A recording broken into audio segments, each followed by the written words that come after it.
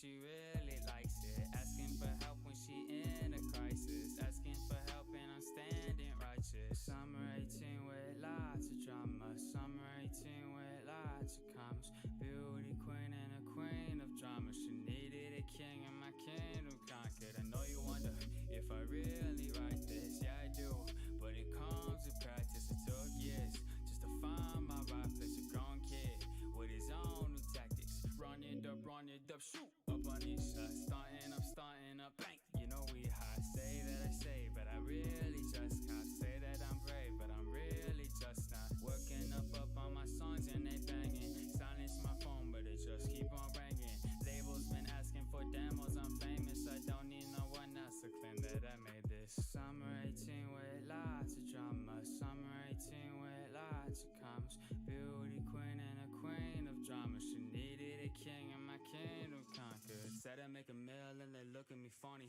but the funny thing is that I don't need to study. I can see my future and it's 2020, and I made them say, oh, like the new Kid Cudi. Why you laughing in my face? I'm not too funny. Why you say I'm a disgrace? They say you love me. Why you saying to my heart when you really don't? Why you tell me play my part like I really won't? Why you say that you at home when you really aren't? Why you say my music sucks when it's really art? She crying all night but her friends sever. My shoulders are covered in mascara. King J be starting a new era. My story don't need a narrator. Summer 18 with lots of drama. Summer 18 with lots of commas. Beauty queen and a queen of drama. She needed a king and my kingdom conquered. In summer 18 with a six pack.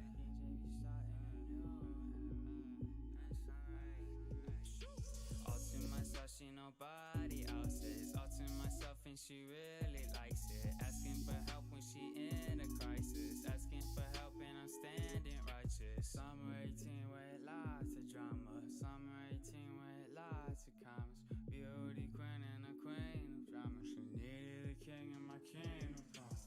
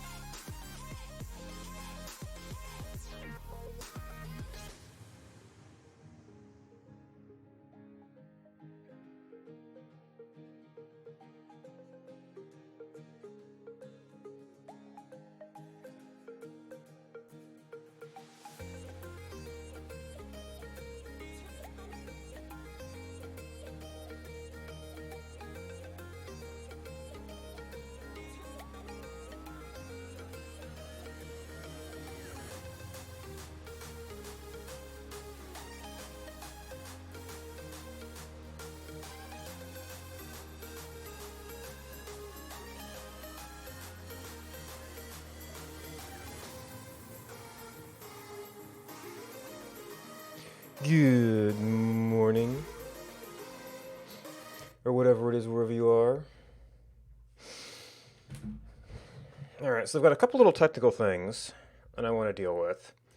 One is that it seems to me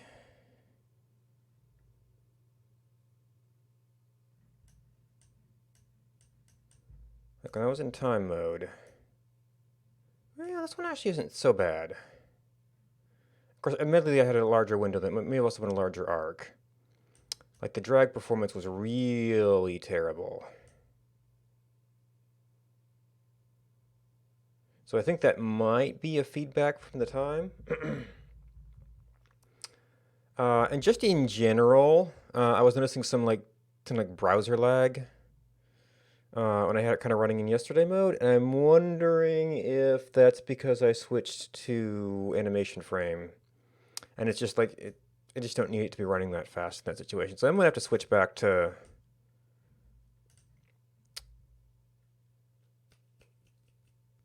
what's it? Regular old timeouts.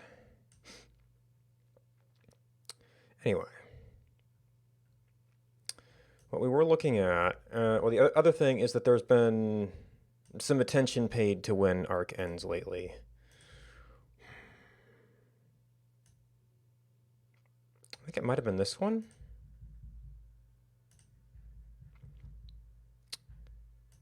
Was it Hamlin?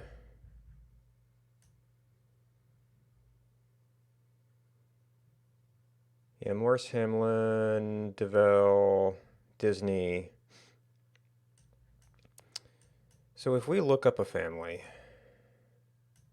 there's more. I know Disney was one of the ones that died off early-ish. Of course, maybe. There's another one.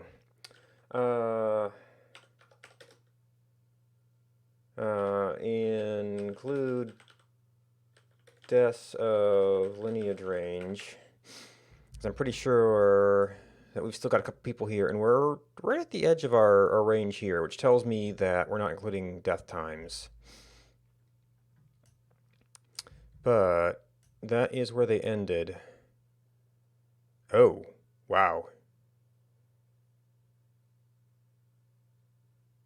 Oh, this is my current character selection.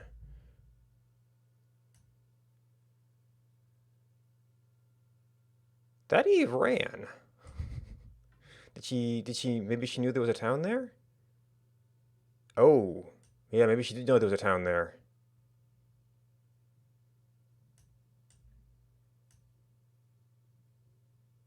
Looks like it was an active 10 at the time. Yeah, somewhat active. Hmm.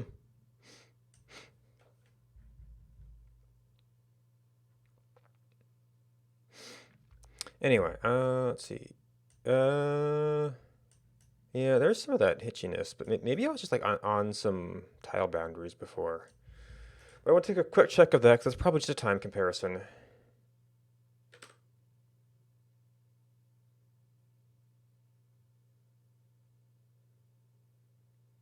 Too many files.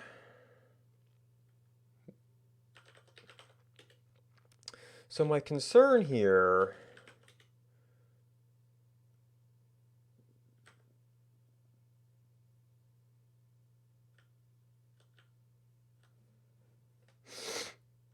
would probably be this.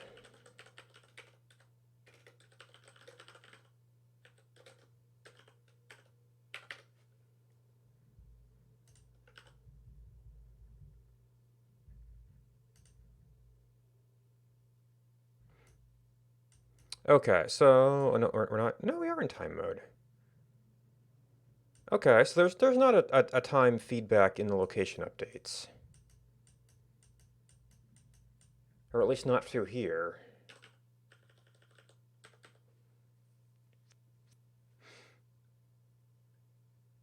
And that's the select points.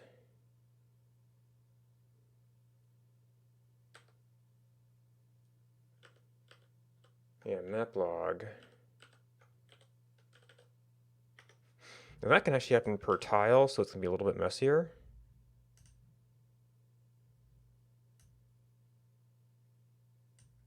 Okay, so there's there.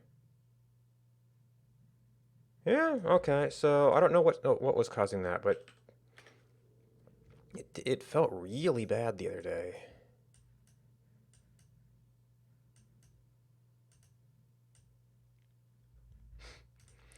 Anyway, that's not necessarily addressable. All right, so who is, you know what, it's probably that we send the life range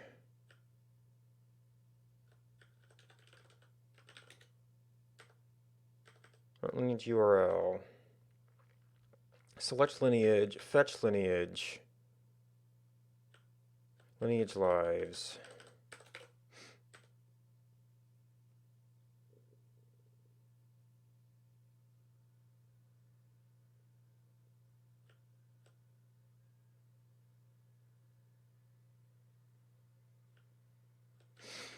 Leaflet.data layer. Leaflet.data layer, I'm pretty sure gives me, well, this is parsing it itself.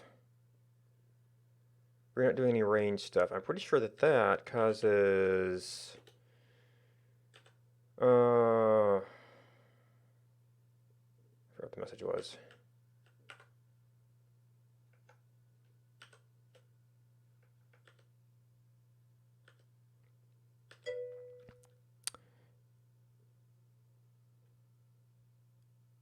Hey, Jinta, how's it going? Data layer.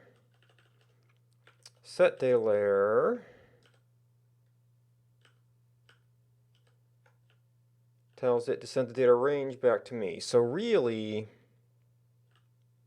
this needs to include death time, which is going to be a slight change in semantics.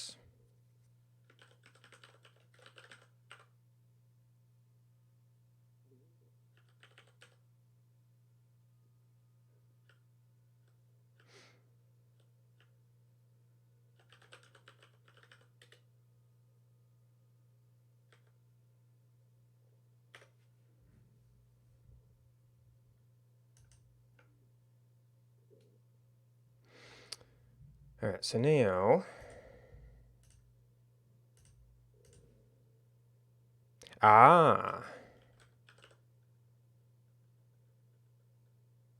right, you're having a day off, so you're still working? Shoot,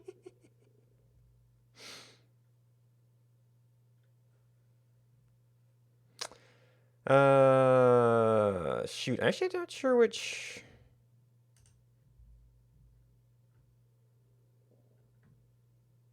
Yeah, that's a different arc. That seems like it might be the right family.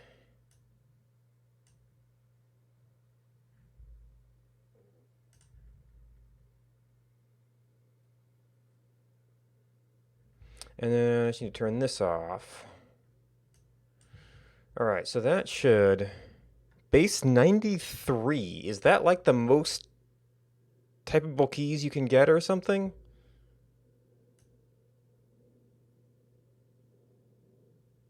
It's an odd number. Okay, so that lets you get all the way to the fade out.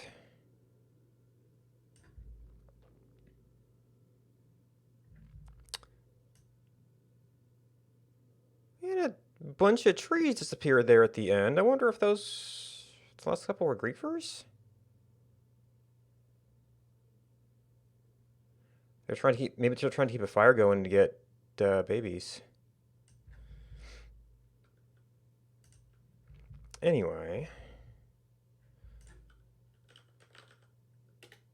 94 different characters, which are printable. Ah, the printable ASCII characters. Okay.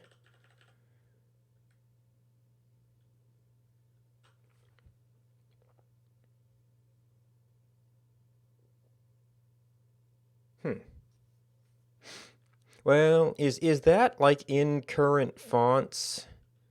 Because I know, like when I used the old ASCII tables, you know, you had all the boxes and lines and stuff. And the accents, and there were a couple of control characters, but it seemed like a lot of them had something printable-ish outside ASCII. Oh, right. Yeah, I always thought of it as ASCII, but you're probably right. It's probably only what 7 bits, and then a bunch of those were actual control characters. Yeah.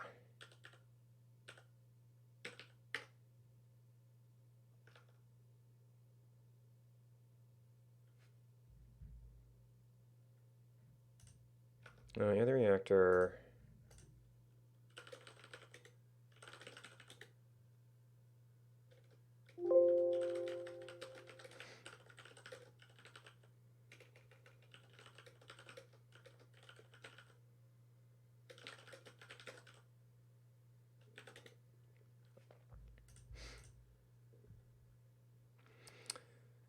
Okay, so in 32 control character, 30 control characters, yeah.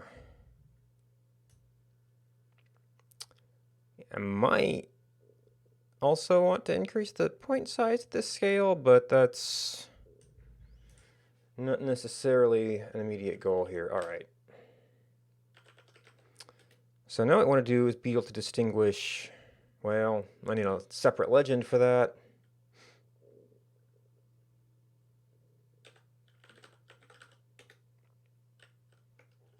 Maybe. I should have one. So right now, we come down here, we always draw a point. Or we always draw an arc. No, I've forgotten exactly what that field is.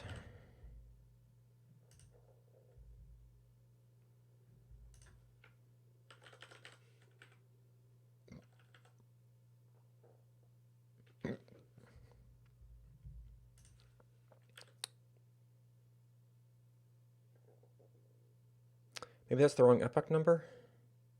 Why do I have this registered as a thing?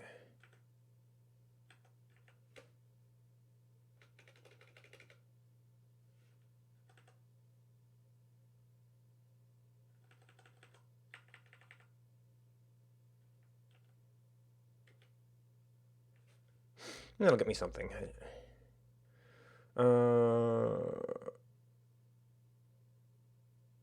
Oh, I'm not currently returning gender.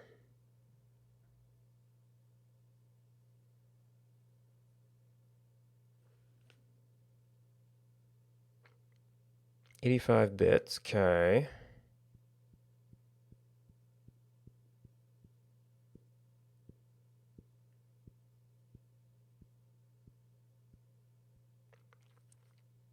Oh, okay.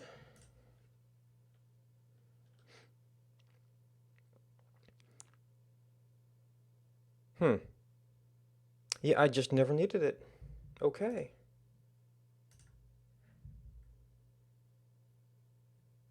So that's going to be actually a slight disturbance because I'm going to have to update the server and then let that propagate through any caching and whatnot.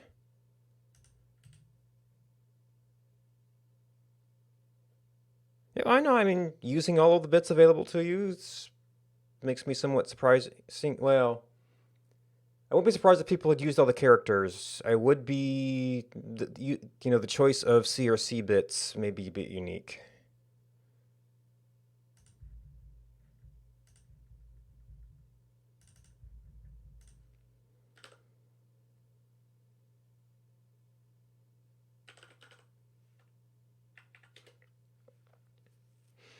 All right, so life search. Do we specify?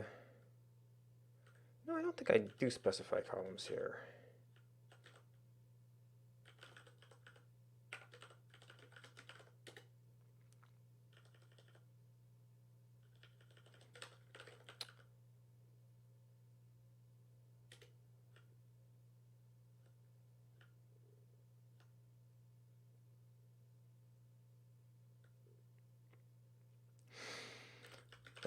And in here, we are storing a string. That probably could have been string 1.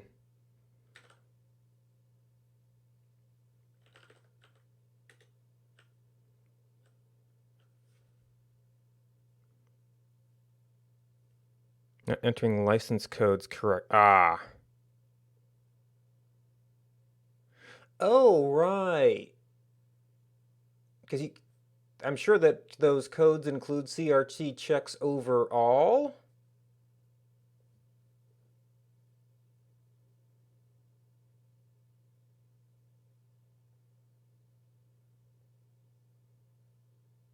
Huh.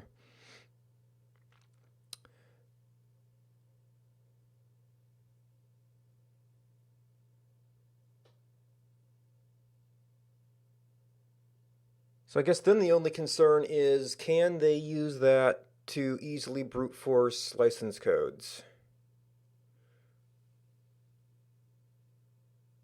Well, no, because yeah,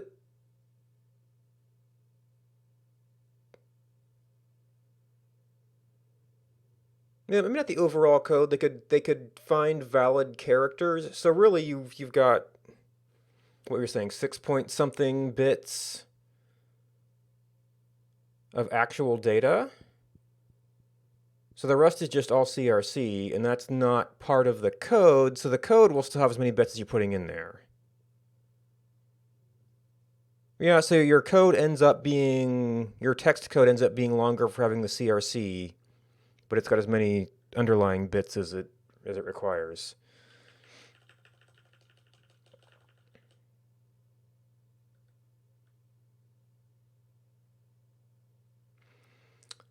All right. So I sometimes feel like I need to make this like a column-wise selection, because maybe you don't end up using death information, maybe you don't end up using... I've got the age there, I haven't used that. Maybe you don't end up using cause, but then I have to do this thing where I'd have to like essentially have like a separate request for every column, or group the columns. It's something I want to think about and haven't thought about yet. Oh, this has the fields in it. Okay.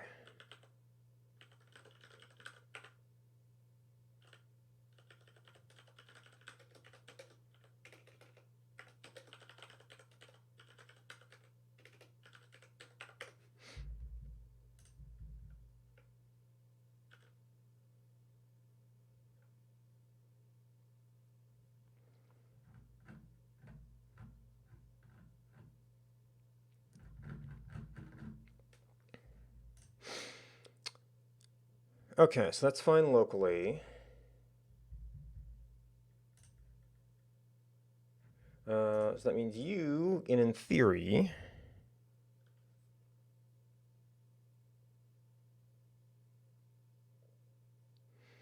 so where do we do that? We've already got our point chain equals 1. Oh, that's the extra circle.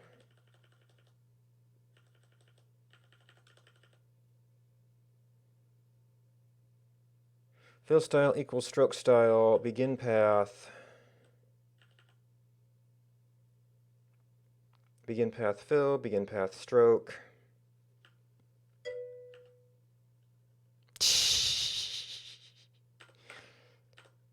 Yeah, have fun.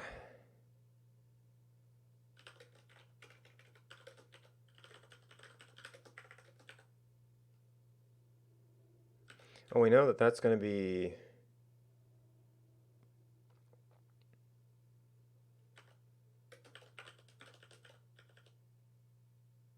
I don't know if I should do anything different if it's unknown gender. It probably shouldn't be, except for the...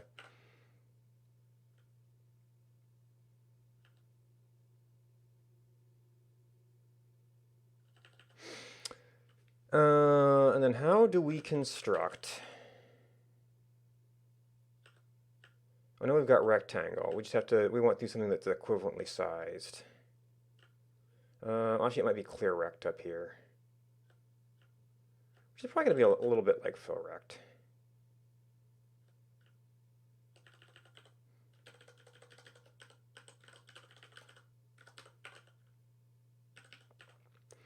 All right, so we were doing center, center,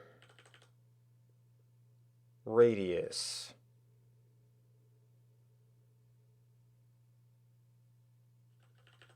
And I forget what... Oh, this is 0, 2 multiplied by 2. So this is going to be px minus... And it's probably not going to be exactly 3, because the proportions are a little bit different.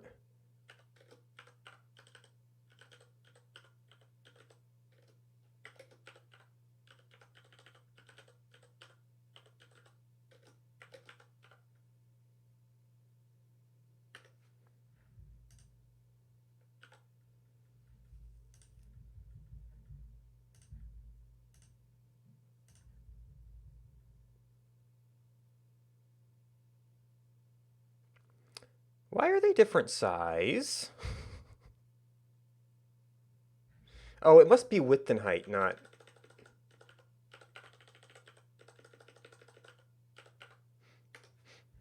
Actually, that was tile width, tile height. That makes sense.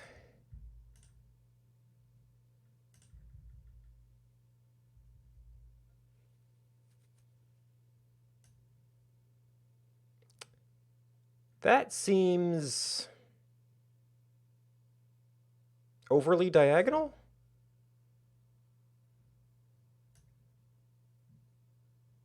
Oh, p dot x. Yeah, that would do it.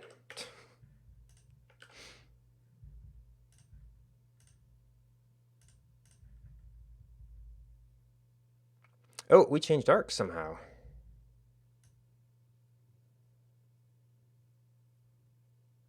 And that was the data fetch, so it's not updating. What did that look like? Well, we also have this.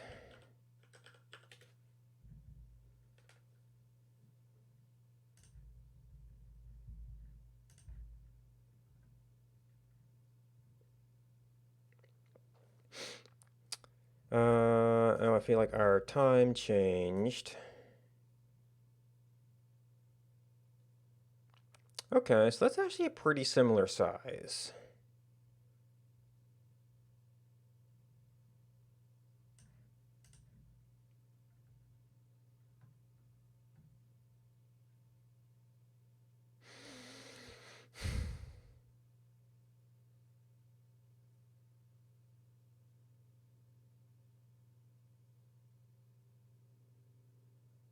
I think that ends up being the full box, whereas the circle would be kind of inside of it. I don't know.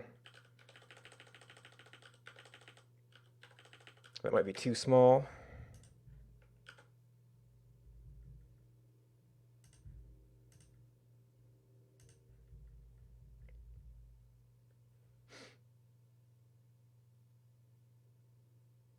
Yeah, that seems too small.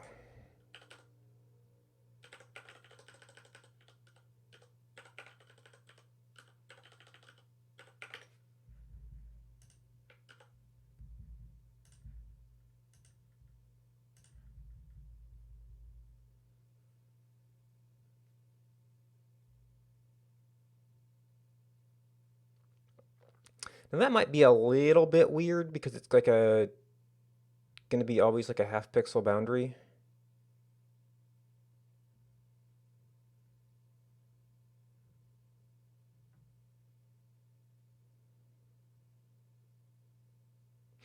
Which probably isn't the greatest. Of course, this is kind of an arbitrary scale.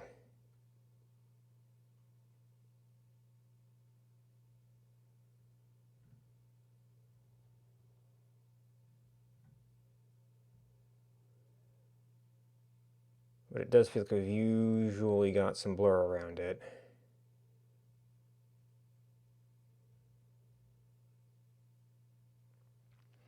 And that blur in particular on the corners makes it a little bit harder to tell apart.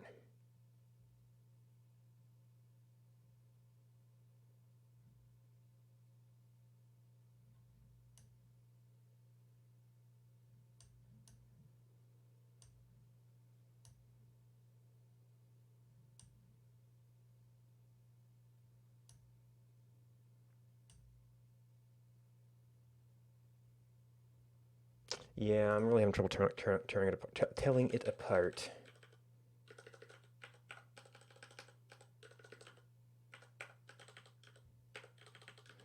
So even though this ends up being a little bit bigger,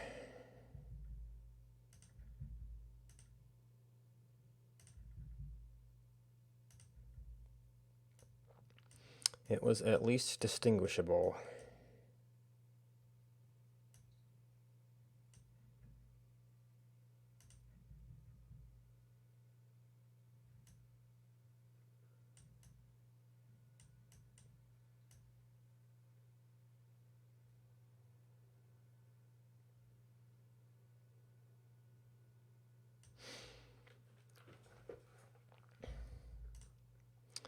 Okay, so that's one level of distinguishing. Other layer. Well, we should probably take this in steps. I want to do an age dimension, maybe some other rendering.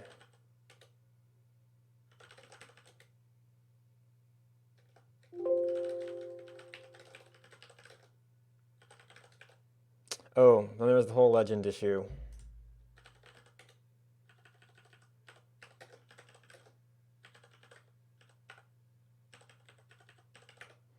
Which is going to be like a double legend because one of those is really for color.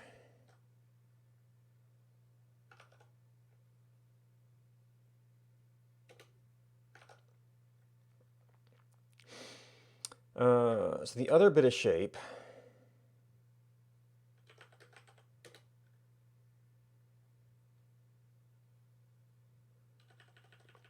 if we're female and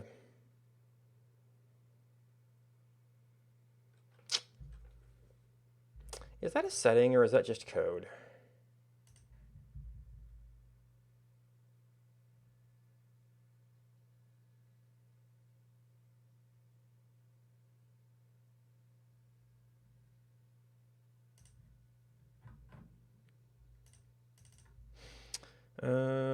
Server settings.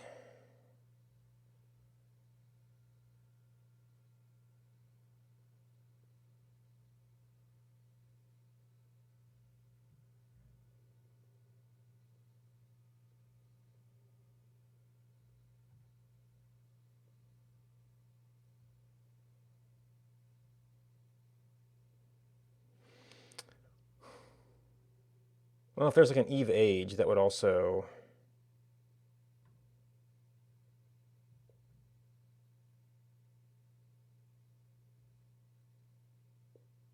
force Eve age. That would give us the start point.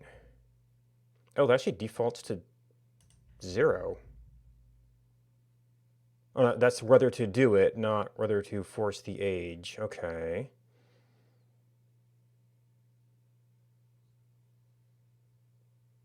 But no setting for the actual age.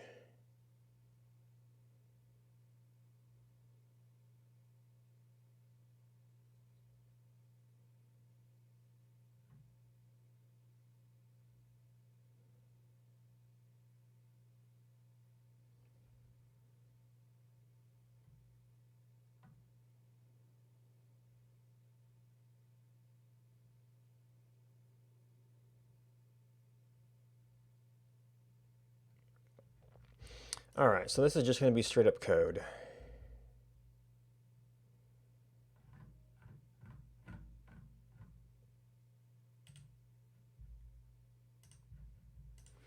So I think is fertile age less than or equal to 14 or greater than or equal to 14, less than or equal to 40.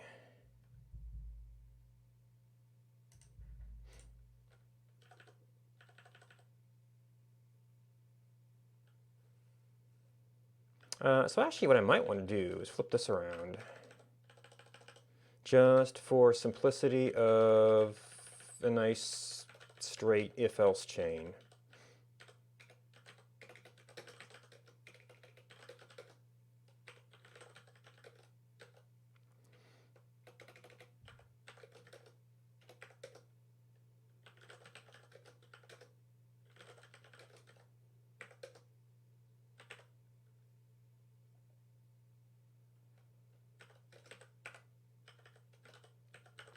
It's going to be a little bit different. I was thinking it was like a very thick line, but it's hollow center. I don't know if I got enough space for that, really.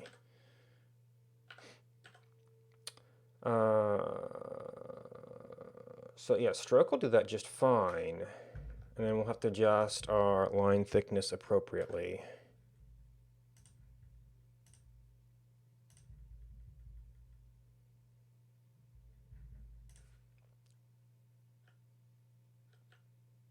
Stoke. You stoke fires, you do not stoke lines.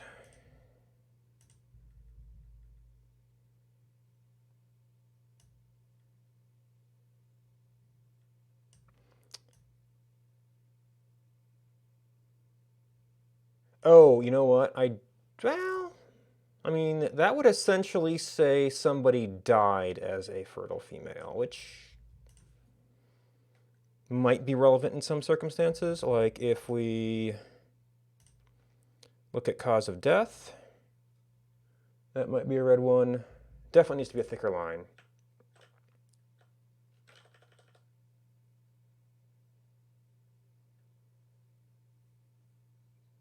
Interesting. And I have not dealt with, because this is actually not going to be his age, it's going to be something else. When we're actually in time mode.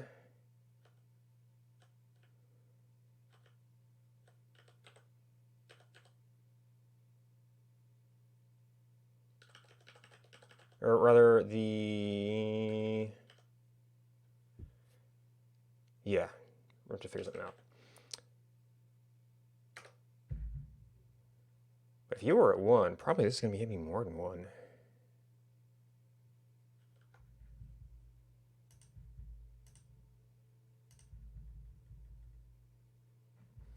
Yeah. I mean, really, if it's a radius 3, probably went like 2, maybe more.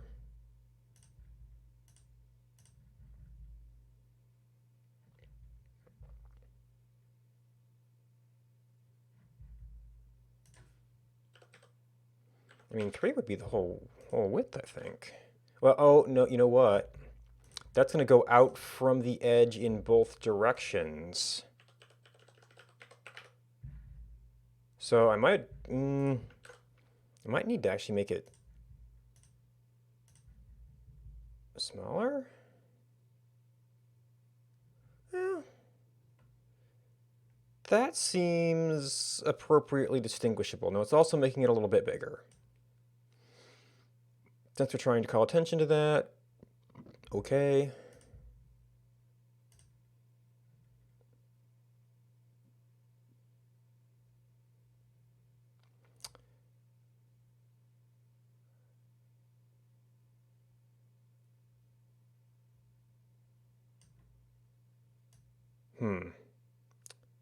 Looking at this, female killed bys do seem a lot higher than male.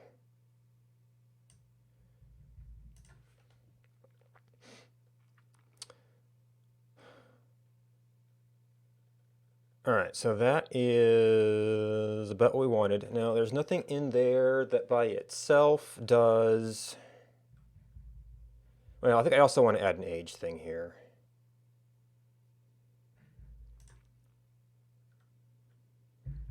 But now, if we...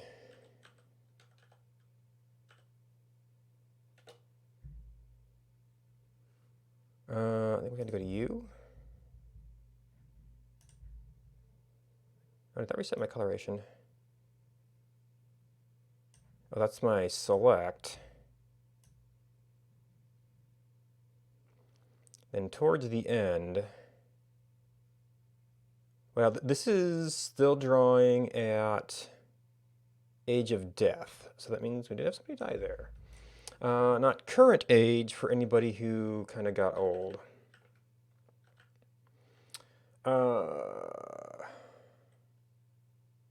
so what we have to do for that, well, that's the thing we only have to do for female.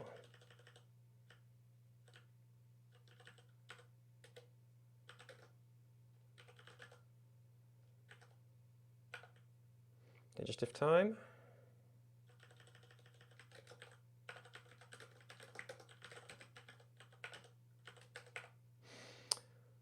Now, don't I have like a progress point dot birth, death time, point dot birth time?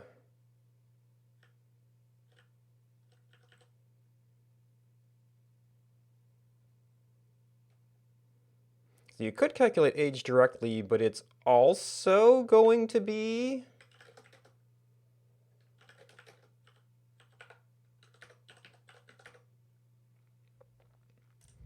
that.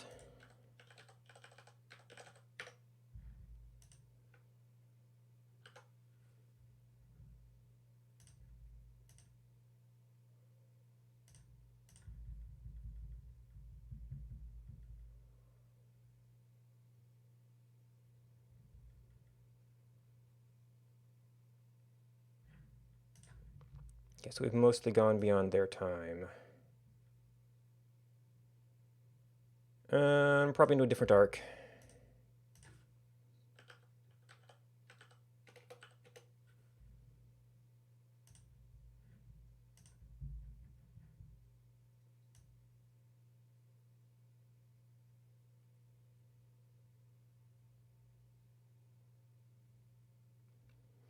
So this by itself doesn't show old versus young, but that might be where we just do the age coloration.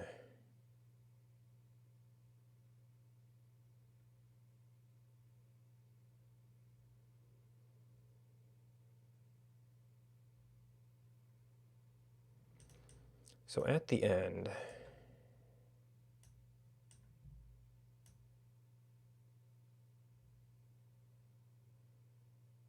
oh. So our last people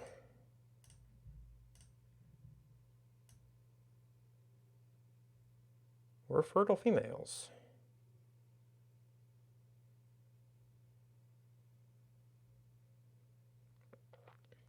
Now some also got killed.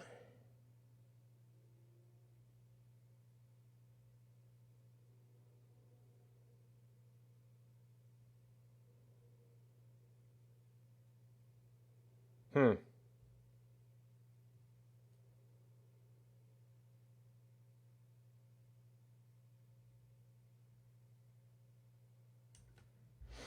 Okay.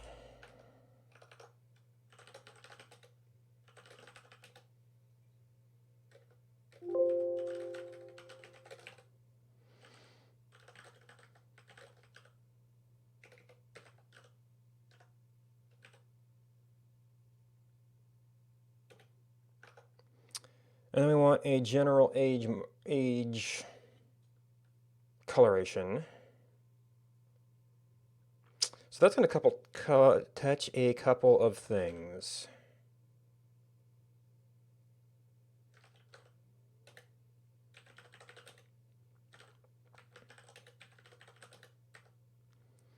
Oh, are you actually in Leaflet? Because we have to be able to talk to you about that.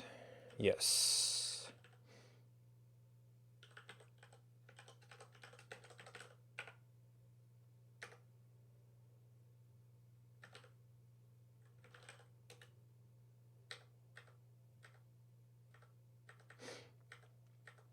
Do we ever need to switch off of those? We have to do at least labels, right? Yeah.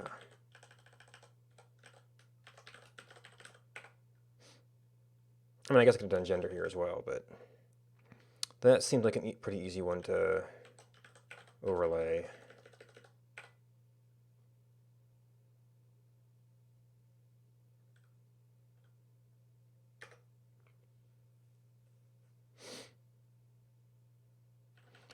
Let's see, you're going to be... I guess these two are a little bit more...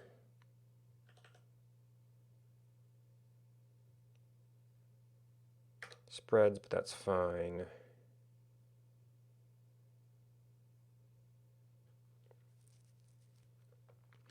So lineage has been the default.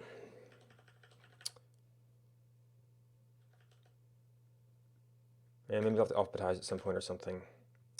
So I think that's all you need.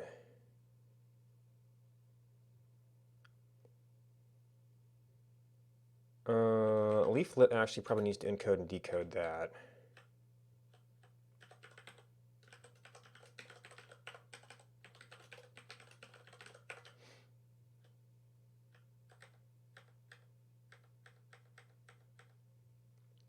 Oh no, you only send it.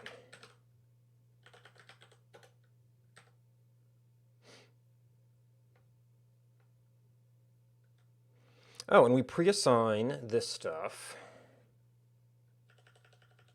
Well, actually we can't. We can pre-assign it for the static view, but not the dynamic view. And then I have to actually work out how I want to do this.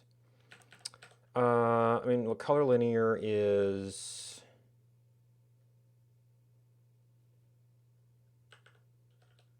cheap one, but I might want to do something fancier.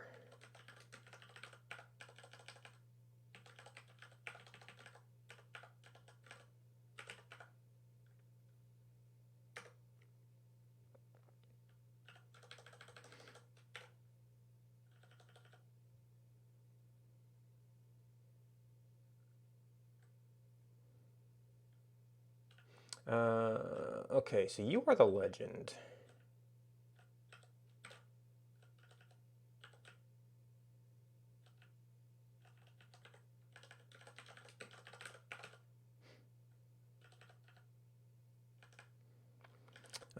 These could actually be pre-calculated.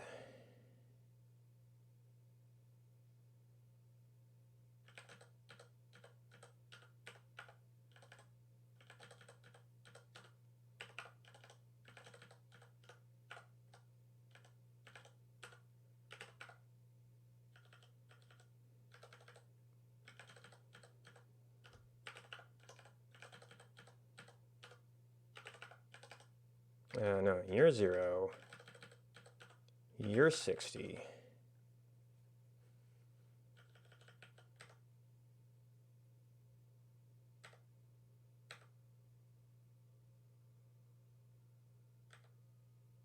Wait, where?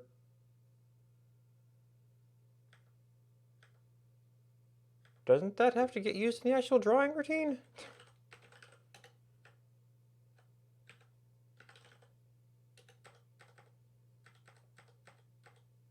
Oh, you know what? I'm probably looking up point color in the object.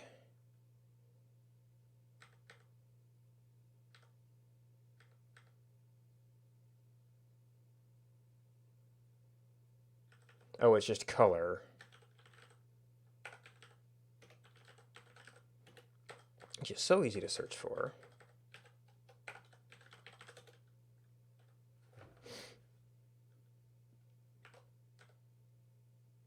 Yeah, so that's not, I mean, that'll work for Final Age.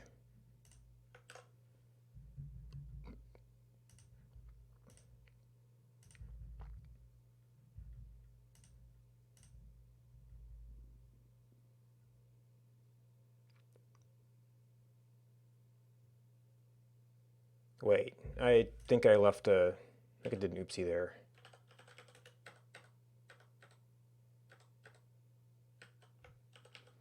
And actually change the numbers.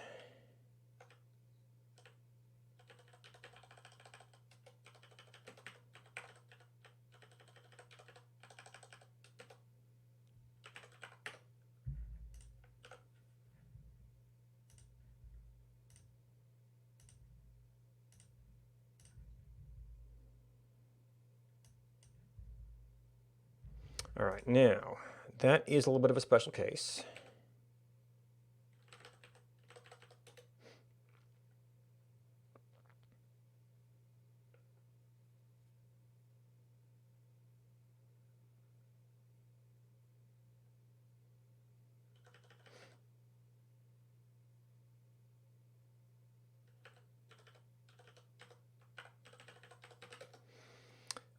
If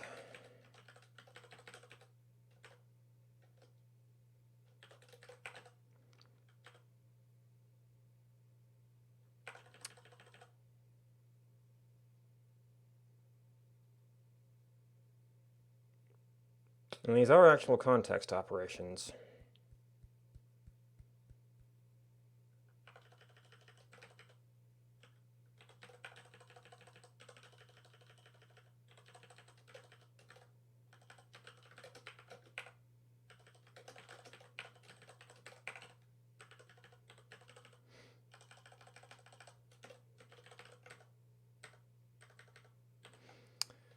Color linear of age.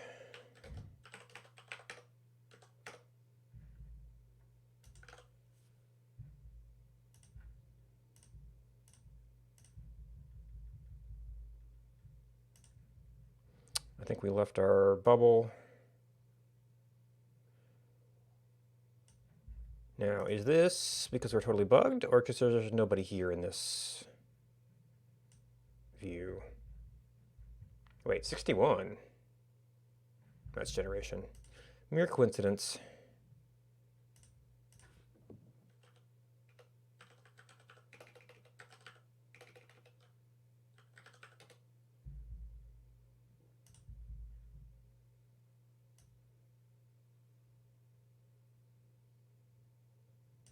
Okay, I must have left this on.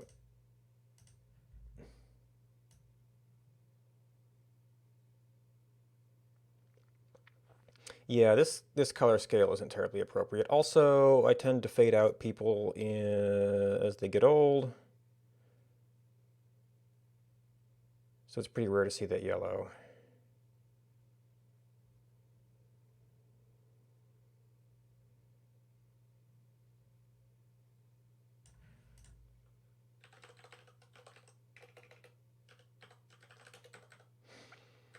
All right, color linear.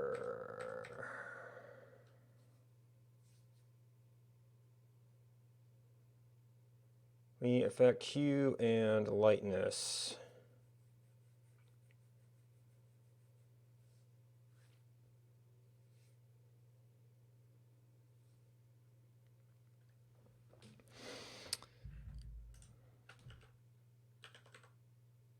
Actually, this is HSL.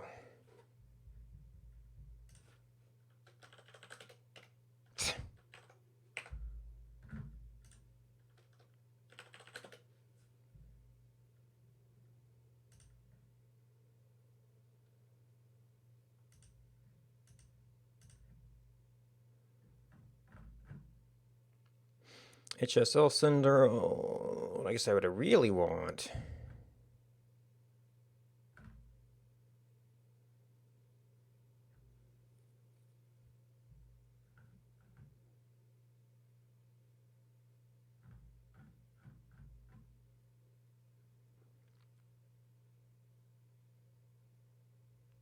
Okay, so I think this is the same for both of them.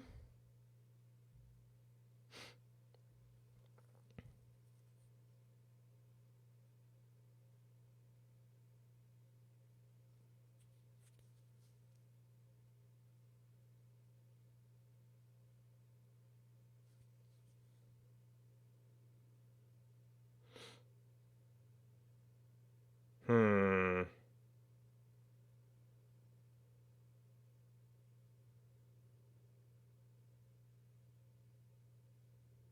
I'm not sure we have a good linear path here.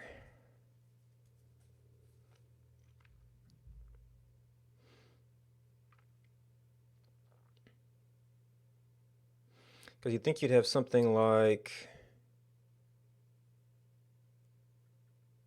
a pink baby.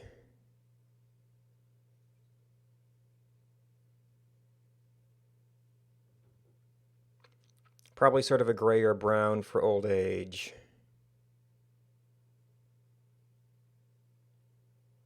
Maybe a green for fertile years. You could maybe.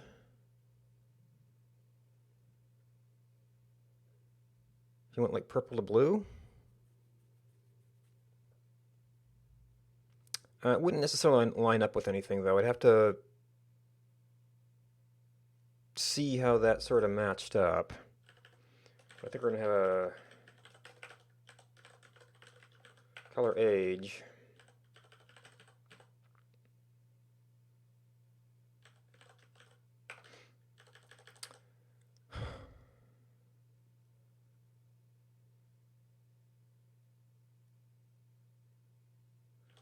So that'll just be straight up age.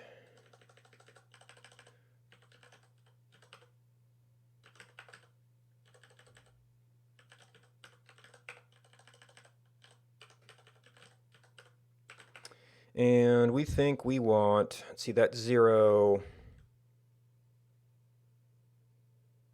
120, 60, so that would be about minus 60. We're looking at almost a full range.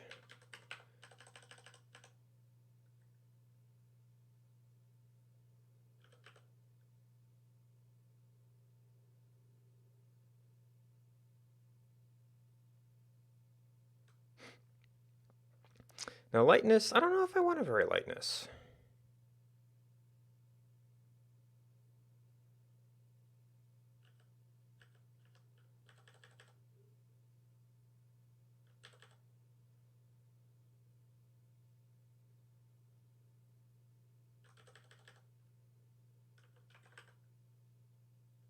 I also forgotten how exactly how it works in this system.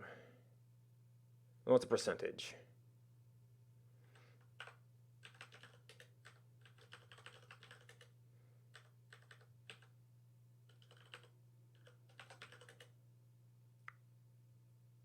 I'd swear I had at least one check for that.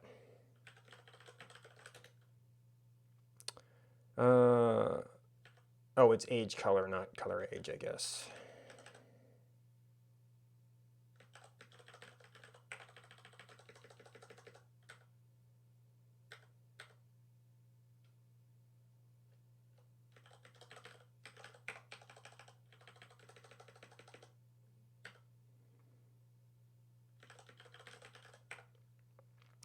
Now we might actually want some more points on this one.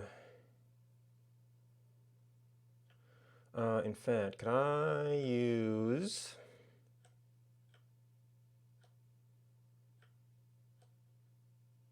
Did I start changing the wrong one? We might be able to do something like this.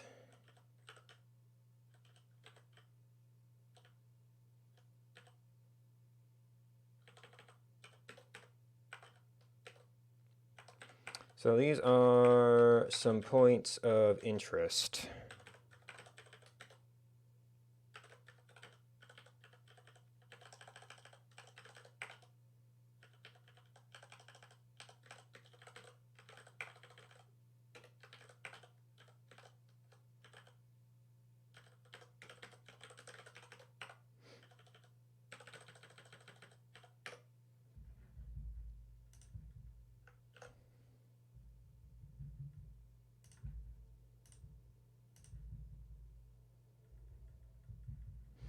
All right, in format. Beautiful.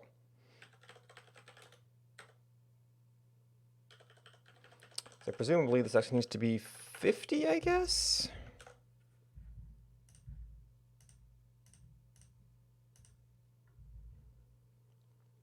That's very colorful. I don't think cayenne was quite what I wanted there.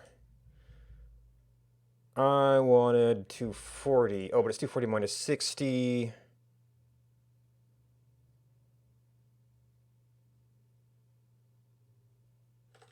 So I think it's maybe 300? I'm not sure I want cayenne in there at all.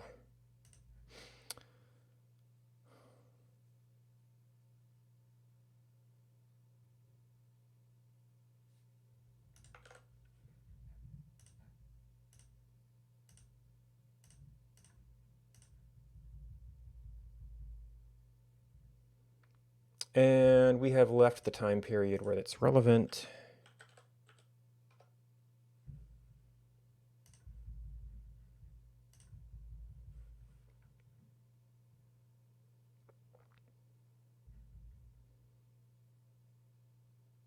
Okay, those are people who died. Yeah, so right now, fertile years is like red to green.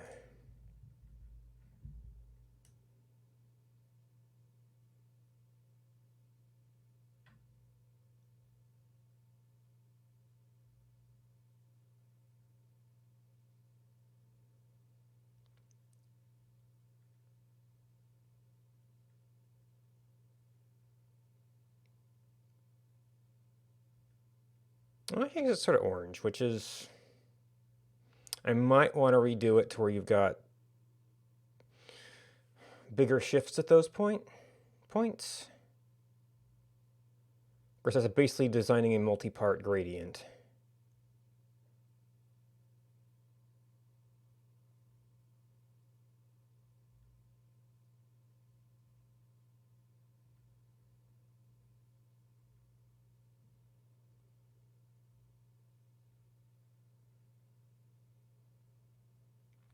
So is nobody making it to old age, or are they just fading out by the time I get there?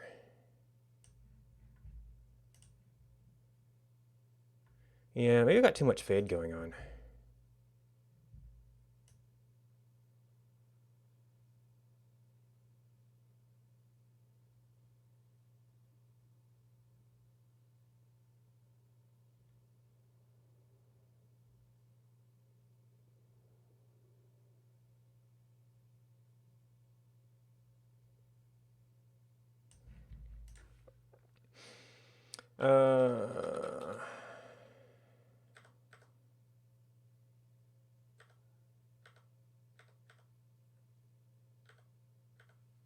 Uh, no, it's global.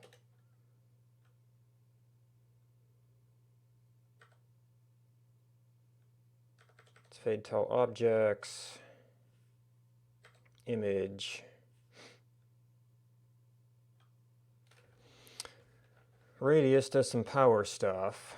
Yeah, that's a straight linear. This is mostly set up to look good in the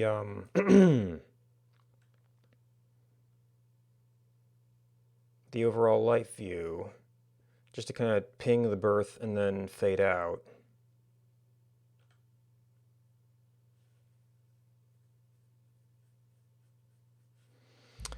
Which way do I want to go on that?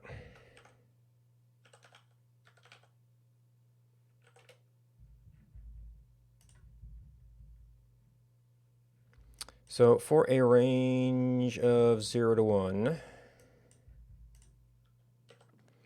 we've got doesn't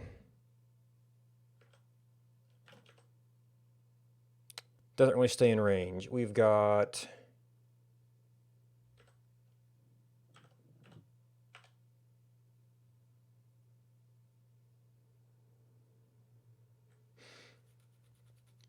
let's see, so the radius of our ring.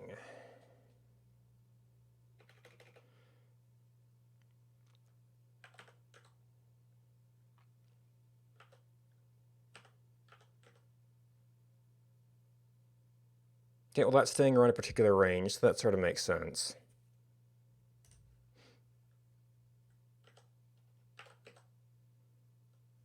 X to the X.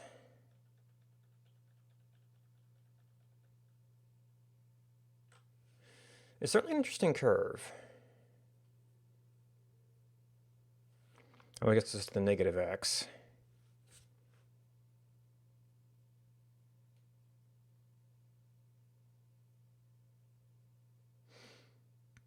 Yeah, that's better for the thing I was doing before. I want...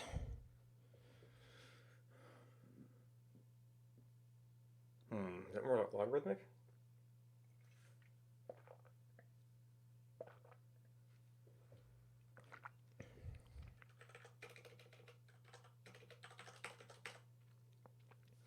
Log of X...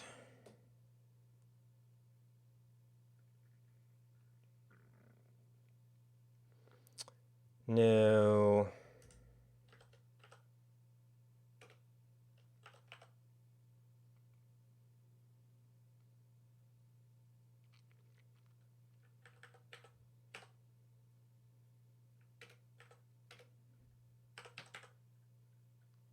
Maybe something more along that lines.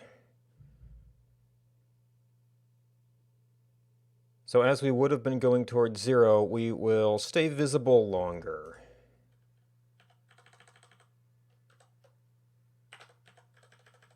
Did we use a... Not really.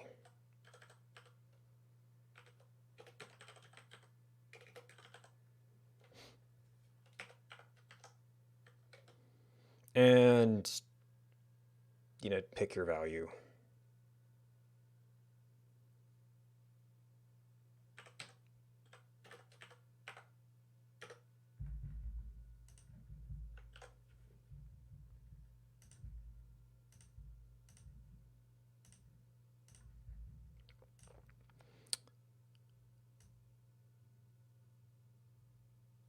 Now this is over everything, so it's harder to see those fine distinguishers.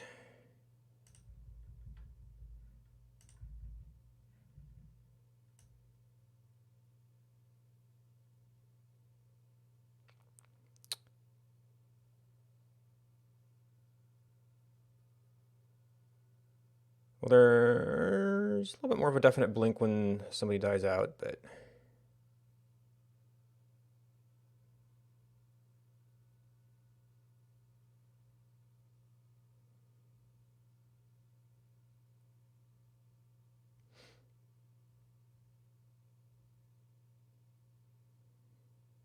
it's easier to see somebody all the way up until they're gone.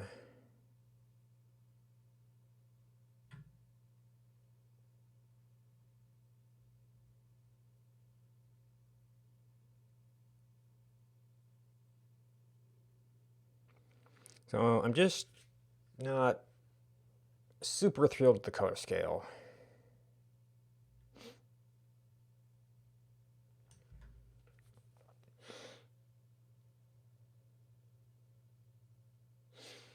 It's like I want it to have, it would be nice if it also kind of covered that fertile year thing, but still had some degree of continuity.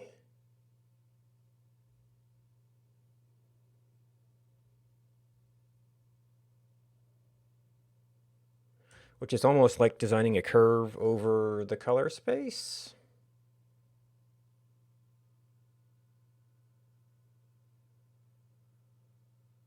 And I'm not really sure how to easily get an interactive version of that.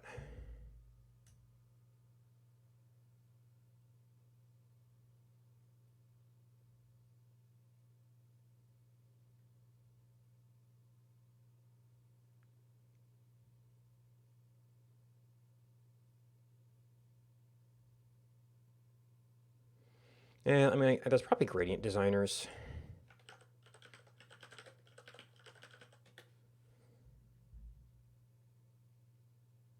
Handpicked, curated.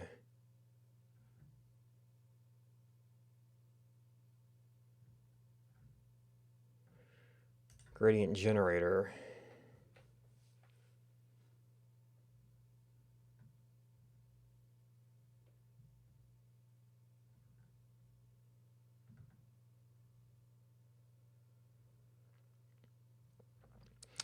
Does this not allow multiple points?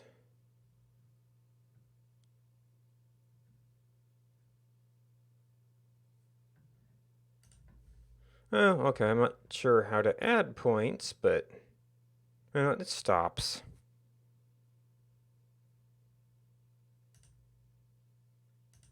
Oh.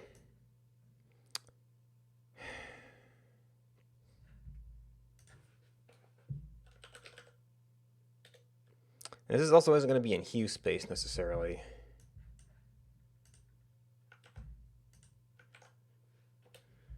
Maybe it'd give me some ideas.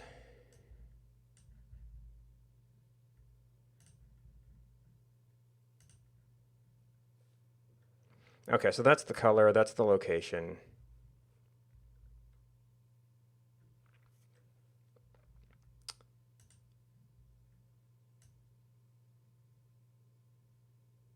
Ah, that's an opacity slider, okay.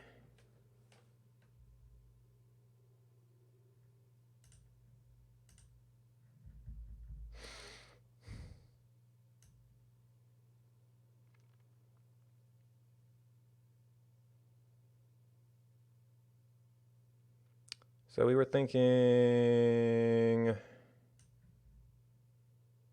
something like that. Actually, there's almost too many stops.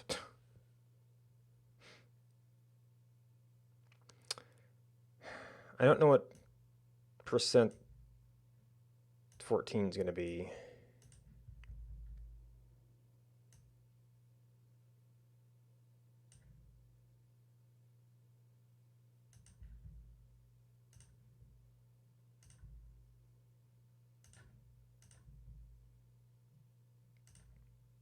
Oops.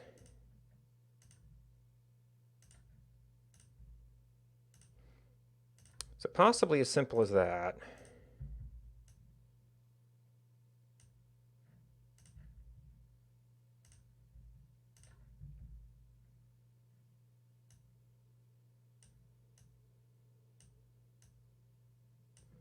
Okay, there is no lightness there.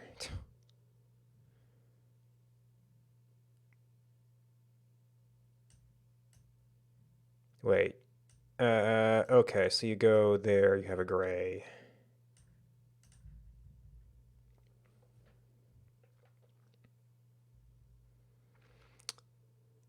Yeah, so this is where I wanted to tighten things up a little bit. So we have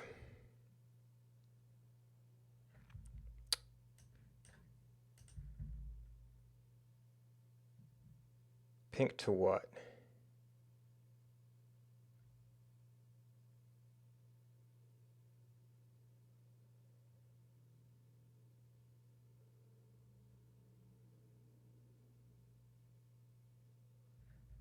Pink to yellow?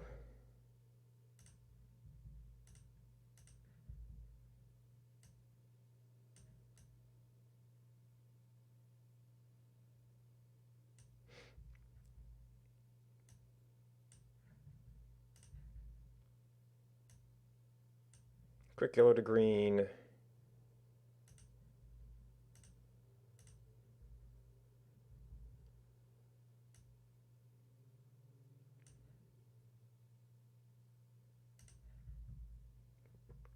Then we make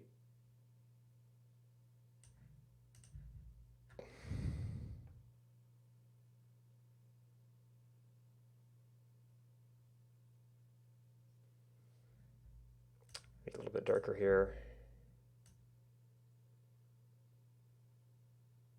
It's kind of a weird color.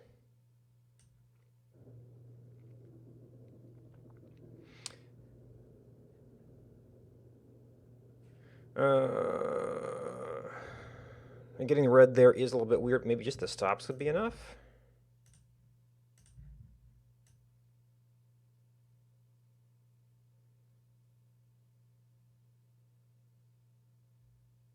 If we were in hue space, we actually would go through some yellow there.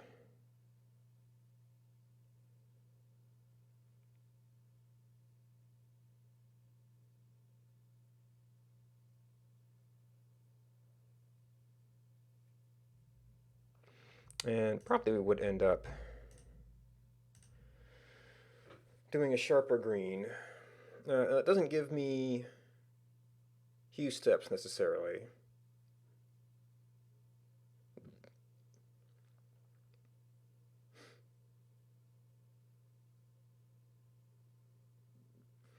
Oh, wait.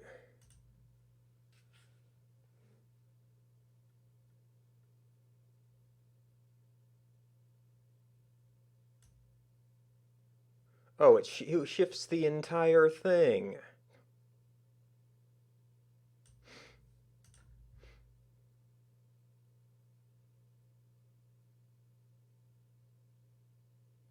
Oh, and we have no actual differentiation of color here. So maybe we want to do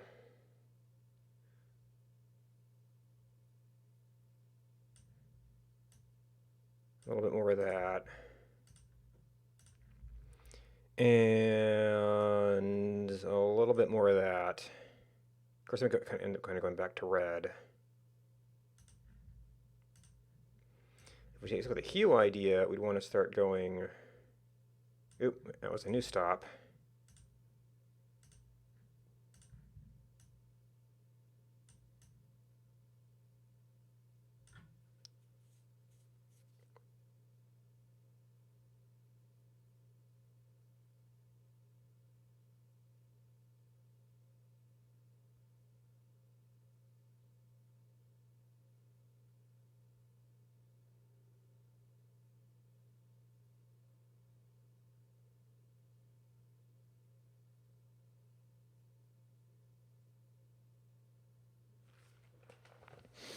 Well, he was just a convenient way to think about color changes. Well, it's a convenient way to make a gradient. We don't have to do too much calculation.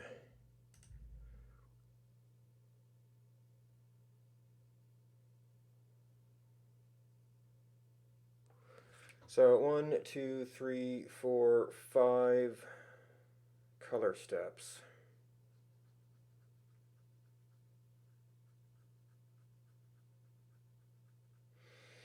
And it's a, well, potentially a ramp for each of those 3 bits there.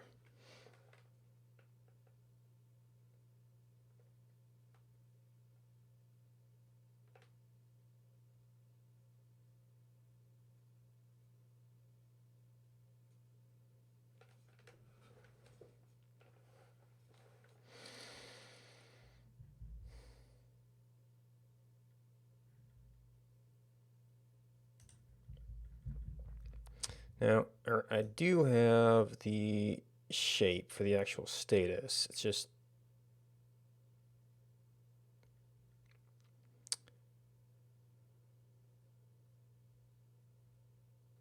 okay, that gets a little hard to see.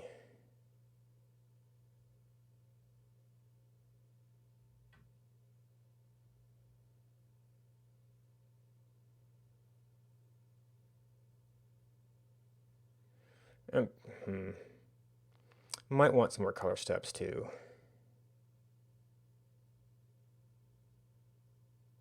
I mean, I called these out for those particular reasons. Where's our... What does this look like if we add a few stops? 0 to 14 is kind of okay. Between 14 and 40, you kind of got 20 or 30.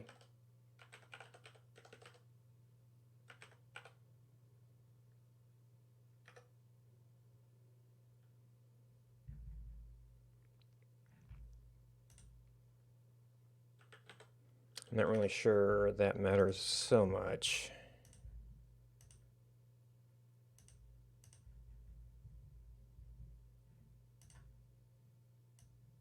I think we changed arcs again. So there's actually not anybody here. We're probably off the end of the birth times.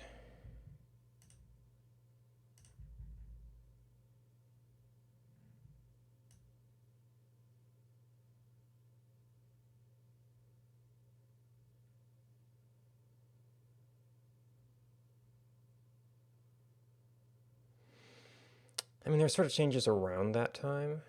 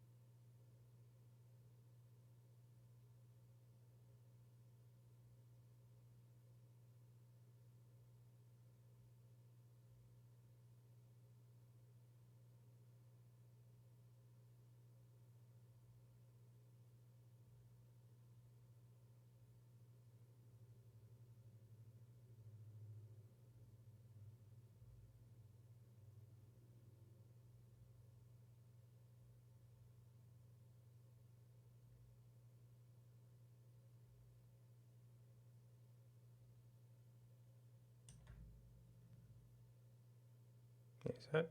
No, that's not a body. Okay. Like, there's some people who were comatose. It's easy to think that just looking at the data because they're not moving around.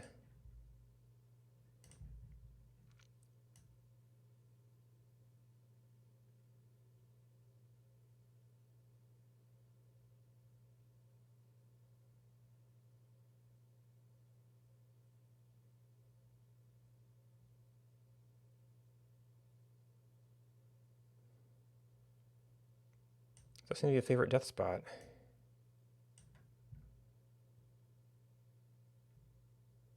I guess it's the fire.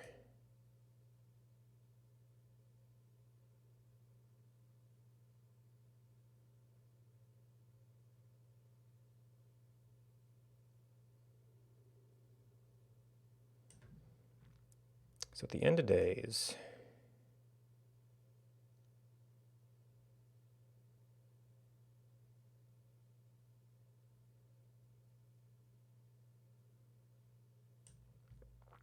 does that look right?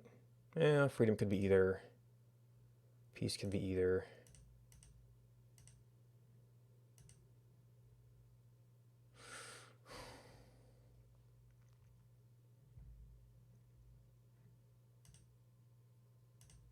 Okay, those must...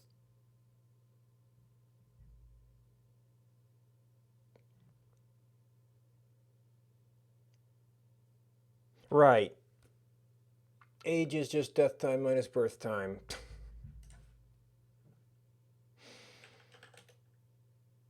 That's why I didn't bother sending it.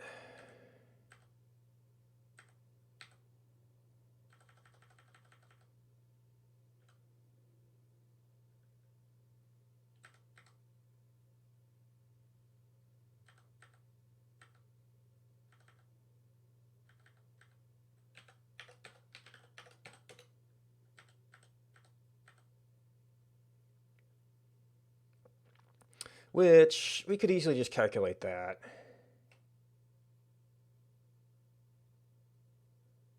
When we receive data. So we're not doing anything with this right now.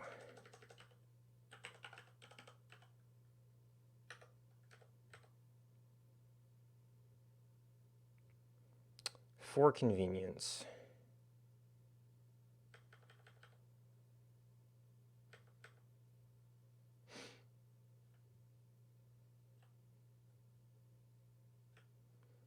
Set data layers is pretty much where we receive it.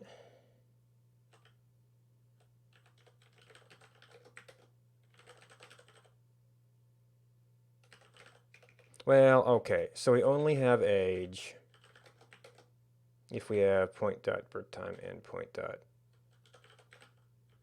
death time.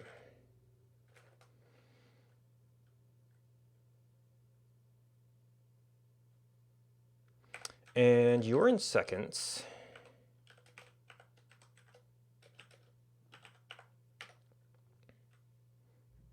So hopefully it doesn't cause me any difficulties.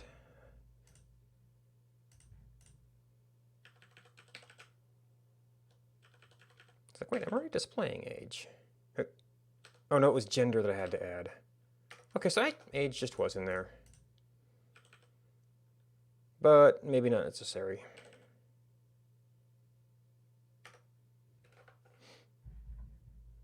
It was gender I had to add. All right.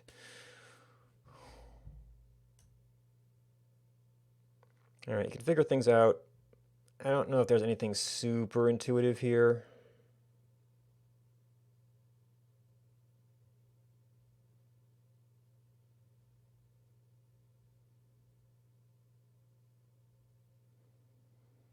You can maybe make babies a little pinker.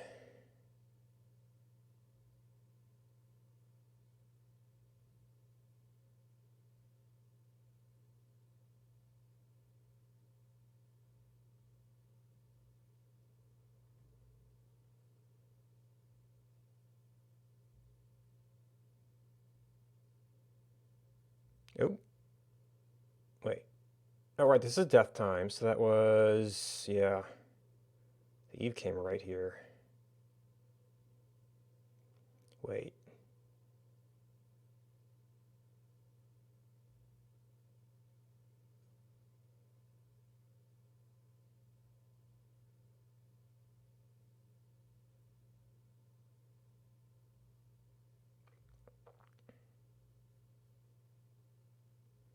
Right, I'm using the progress of your birth time to... That's not right for an Eve.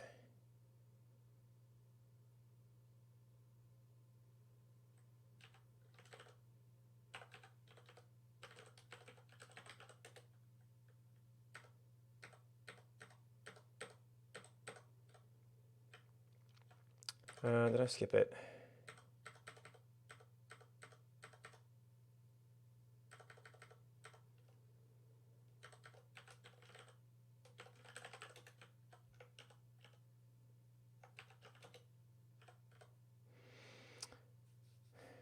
Yeah, it's not that simple.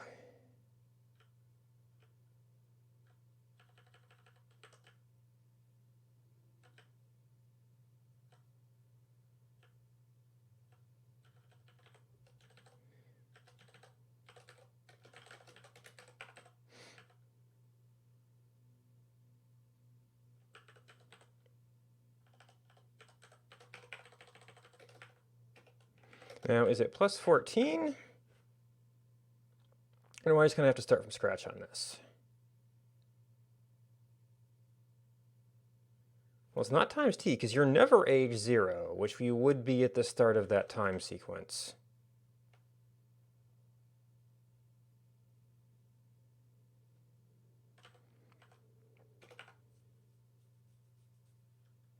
It's age times t.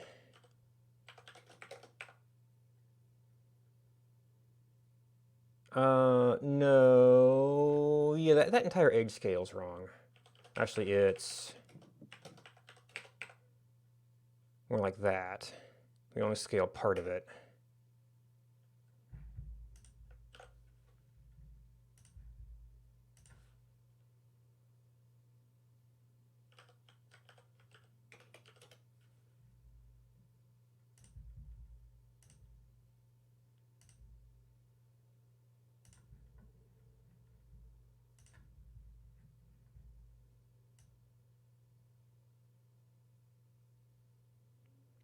No, that's still not right.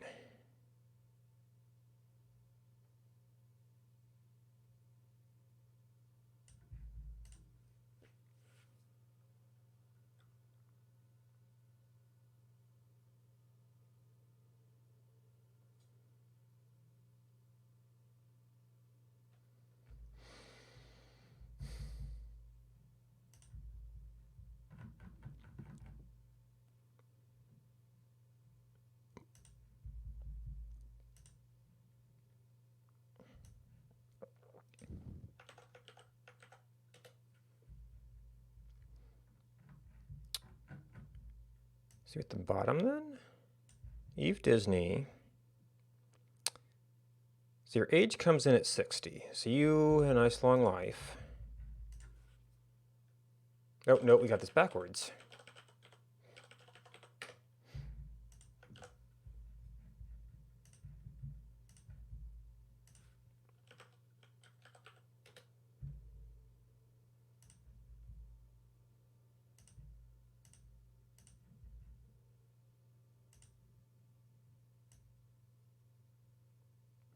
Okay, so you are immediately fertile.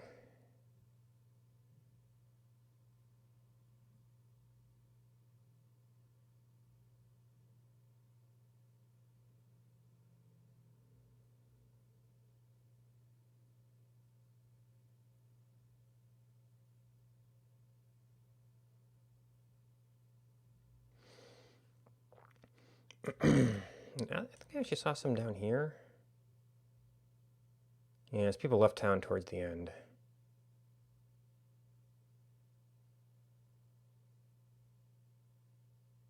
It wasn't for lack of fertile females.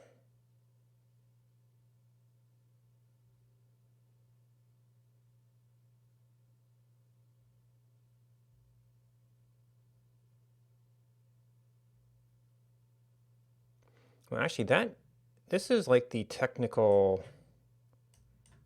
last moment.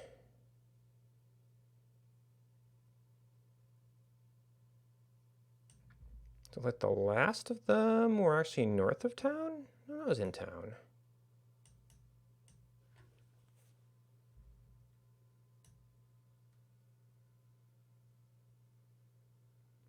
Wait. How did you die on top of a stew pot?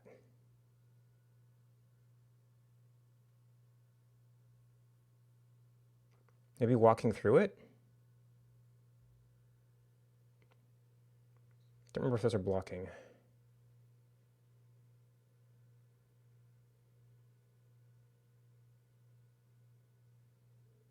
Yeah, okay, maybe the very last weren't.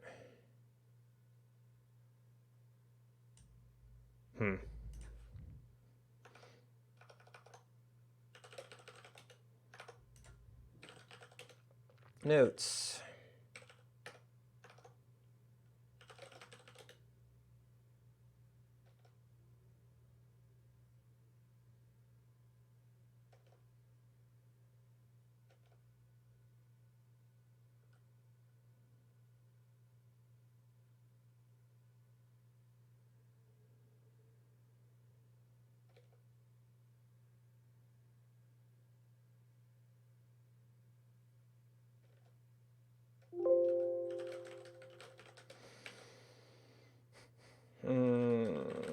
Change color scale.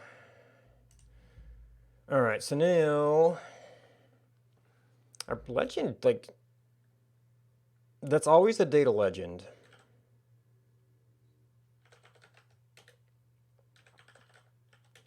So it's like it always needs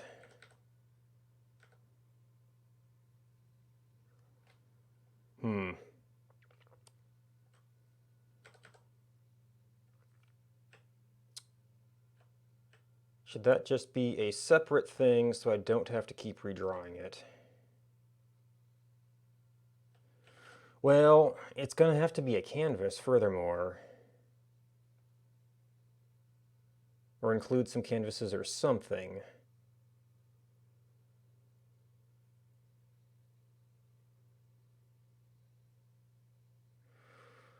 To actually display those points.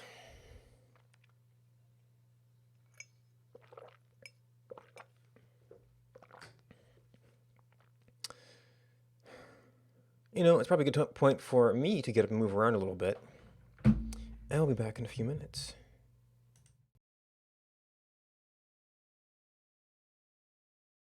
Going up.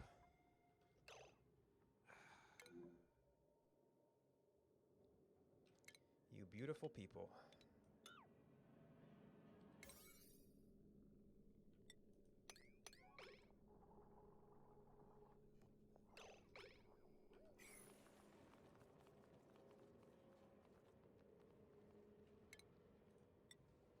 So, I guess that one's got to stay a ladder.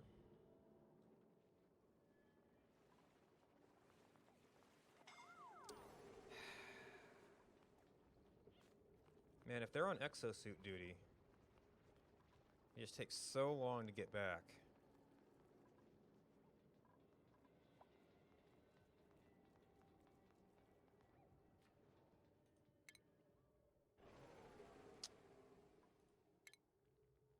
And the problem is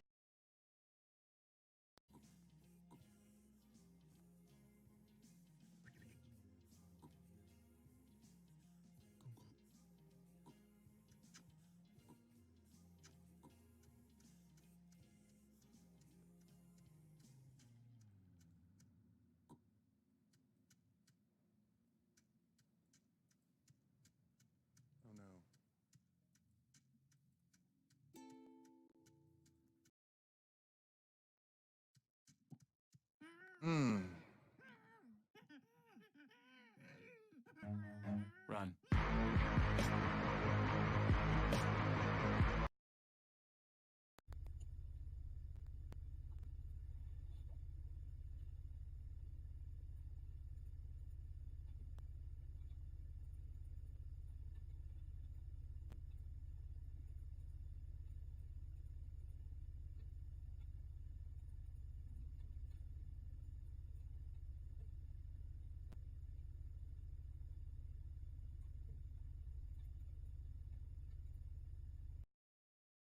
You want to stay? Ah, look at it, look at it. Young place, so many berries. So many berries. Uh-oh. Oh, here we have bear too. Come on, we stand here. Let's stand on something that's not movable. Oh, it got me. Oh my god. Oh, that, I felt that too. Oh. Oh boy. Oh boy. Oh, this no good. Never again. I wish I had desert tiles here though. That's my only problem with this start. Is there desert tiles up here? No. Thank you for the follow, Trix.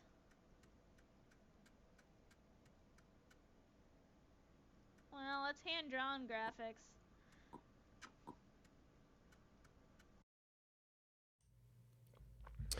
welcome back.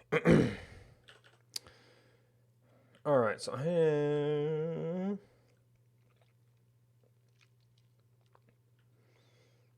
have no real reason to ever redraw that other control. I'll have to turn it off and off at the same time.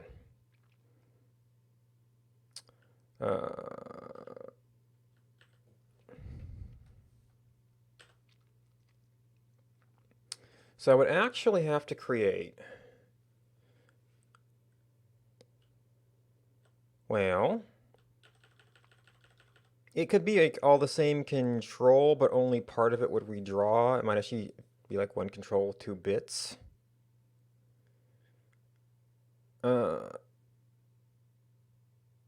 If we control color scale, am I styling that with all the stuff?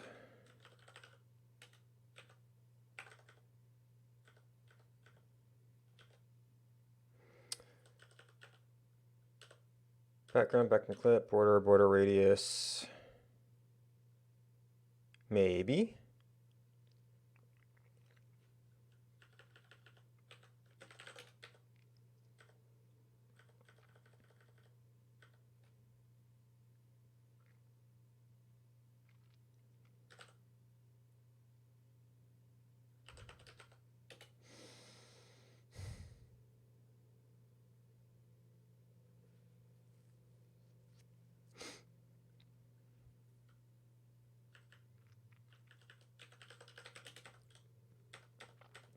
It's got legend control, which has to, that one has to redraw on resize, the one doesn't.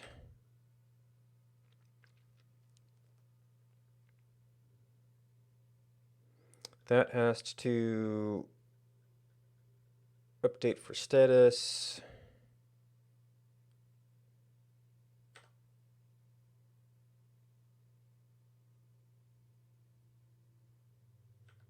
So X control, remove control is really about it. None of that stuff matters. Of course, now I have this generic name of legend. It used to actually be color scale, but then was like, oh, that's not really the map legend.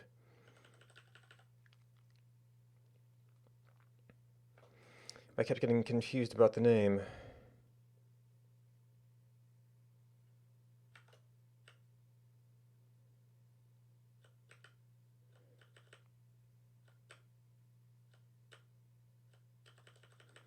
So I see a bunch of stuff we don't need here.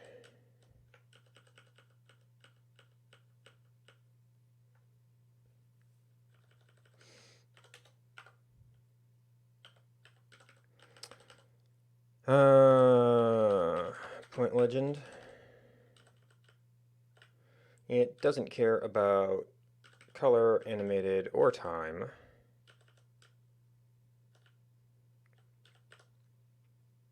Styles might be the same.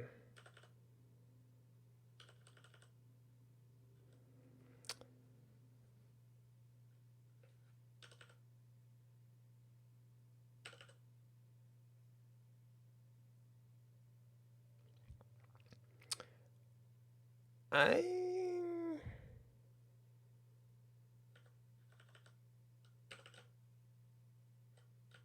probably don't need to redraw, but just in case. We don't have any of that.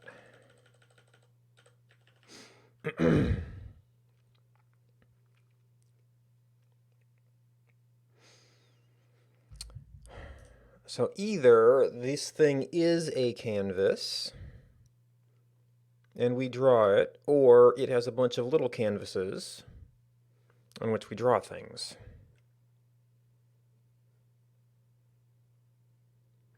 I guess the bunch of little canvases will make it easier to... or if we don't mind some imprecision. What is it?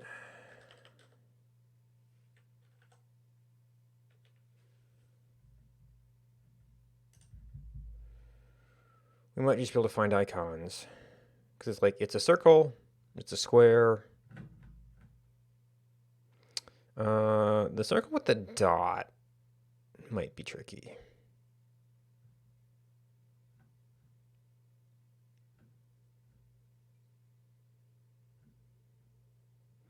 Okay, well, we've already got a square.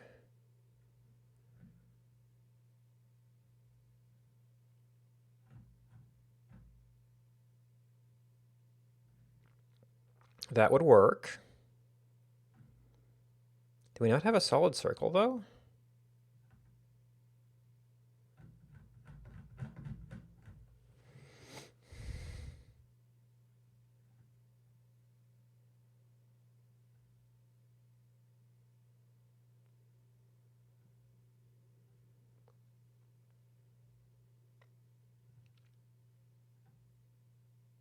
I mean, you could probably look at the SVG paths for like any of these things with a circle and update it pretty easy. It just that would not work well, maintain well as I did updates.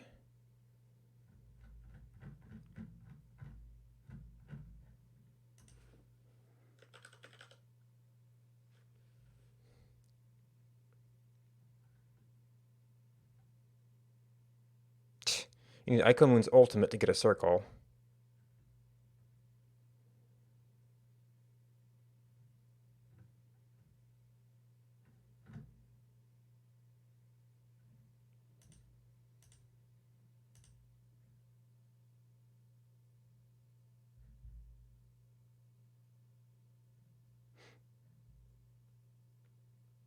So you have to import them, huh?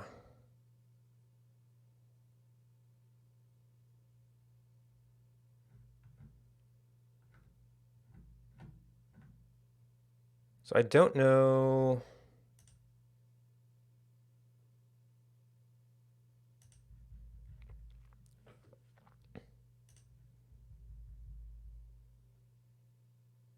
Okay.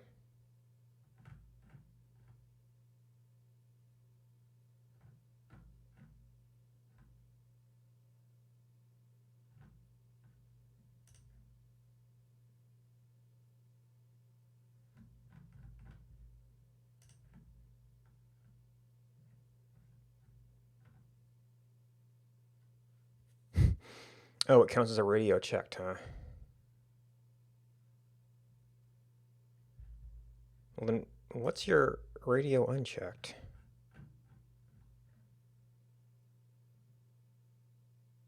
I guess that must be this thing.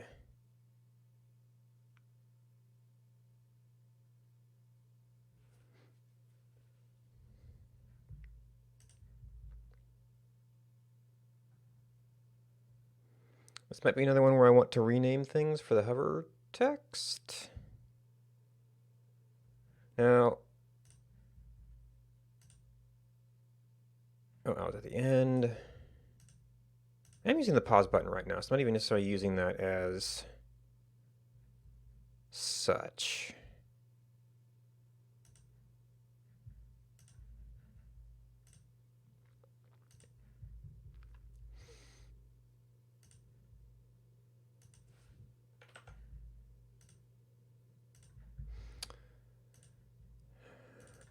All right, Icomoon.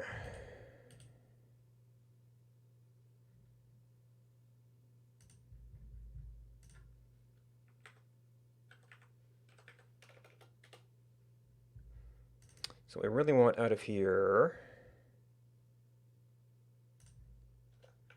is that.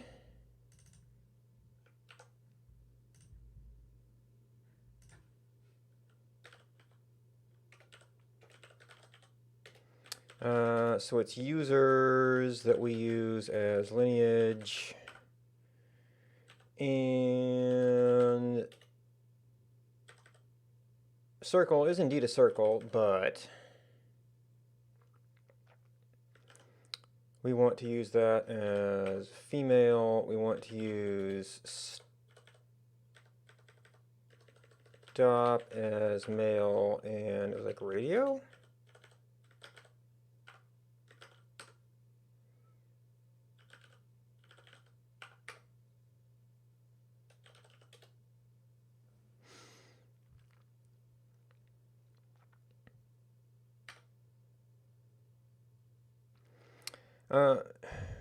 Huh.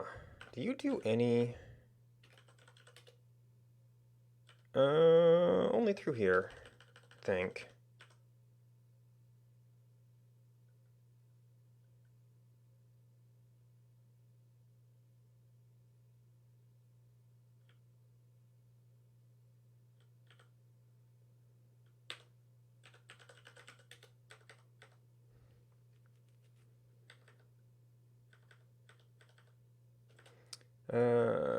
Control.legend, point legend.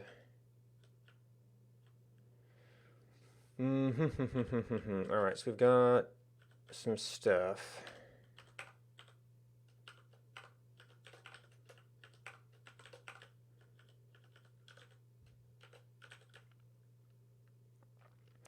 It's gonna look a little bit like some of these.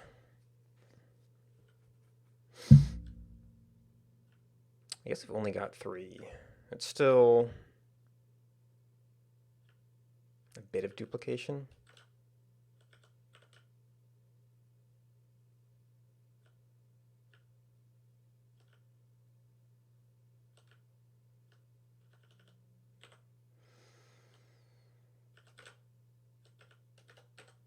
All right, so this is going to be, we're going to have an icon, and we're going to have a title.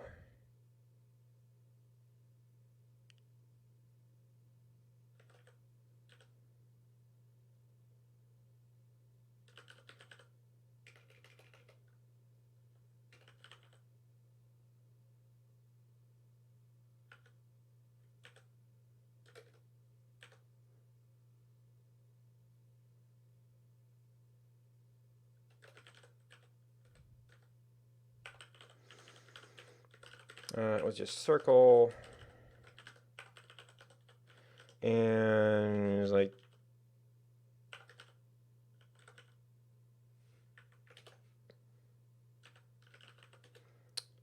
radio check 2.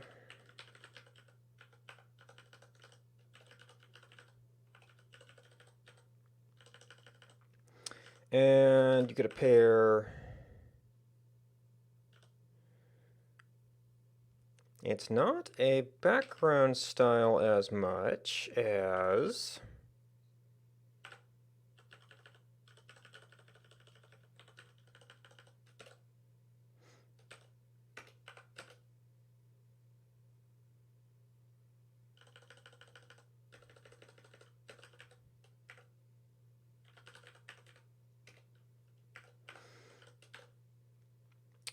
and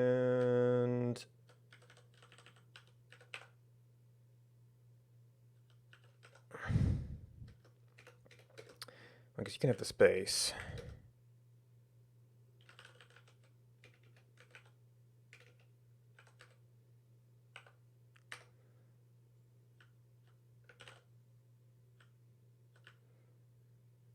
All right, did I do a creation function? Yeah.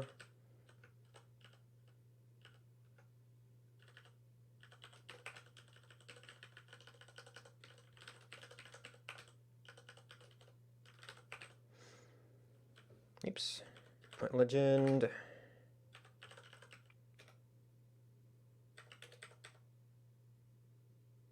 It doesn't need to resize. Doesn't need options.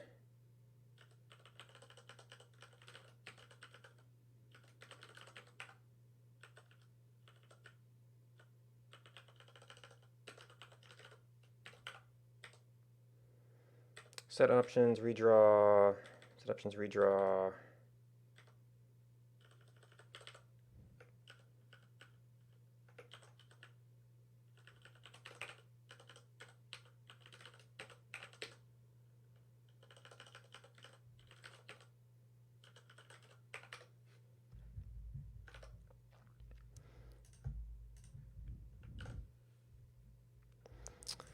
Unlabeled break, probably left over from when this was a case.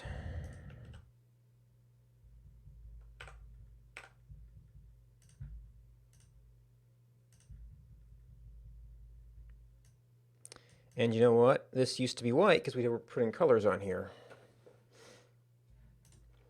So you may need your own styles.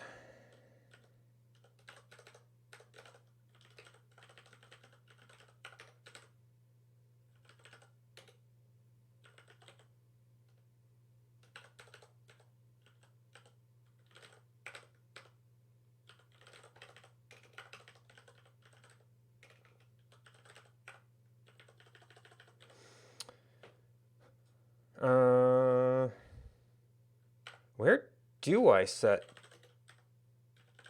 color white? Background white. Oh, you know what? That was probably accidental from my theme.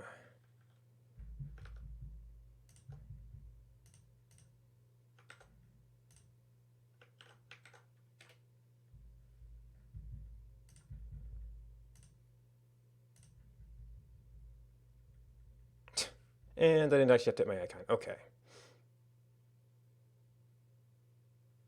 I haven't saved this yet. Well, no, that's white.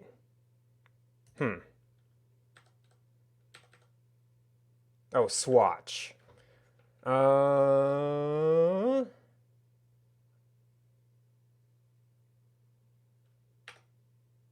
It's not really a swatch. I might want some of this stuff, but it's not really a swatch.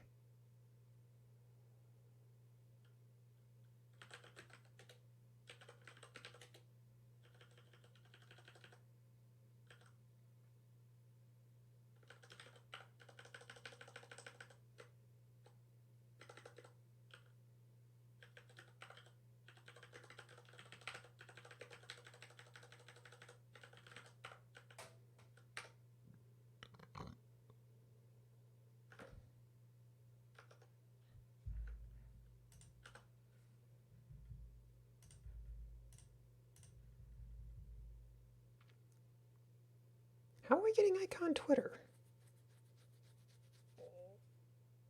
Oh, because it's also in here.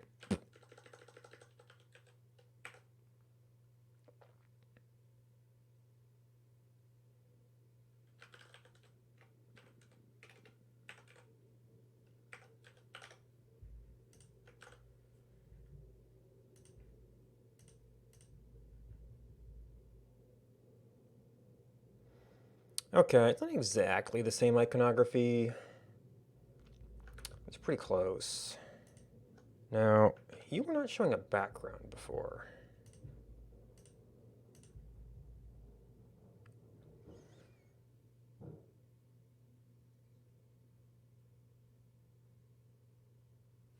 Is this just an out-of-date style file?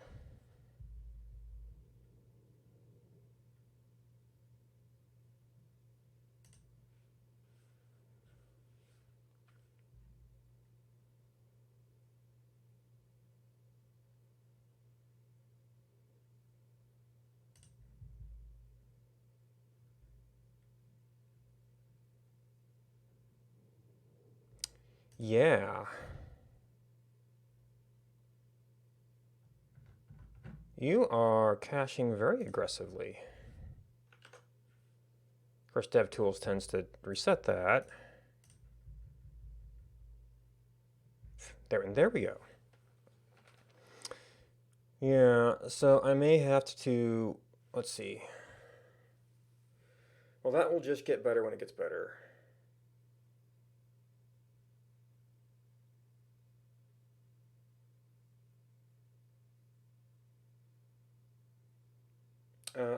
This does depend on gender, so I'm going to have to push out the data server update and give that time to possibly cache propagate.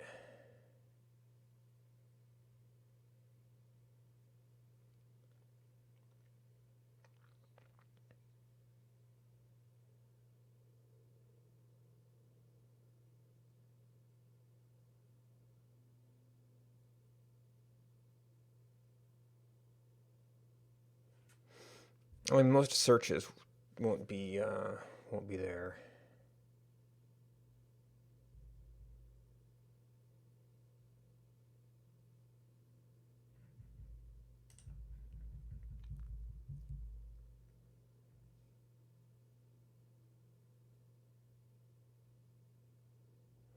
Now, I was scaling that for it having the whole space, so that could get pushed off at certain times.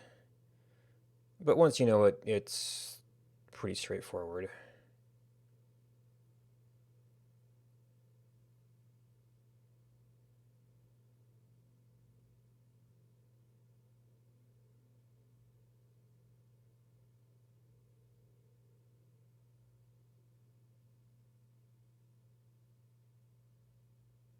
And we got to,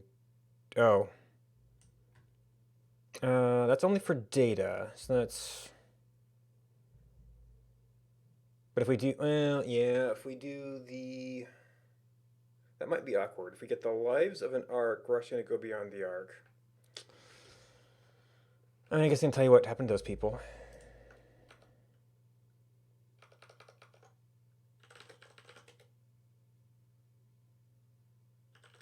Yep. Still got the zip file.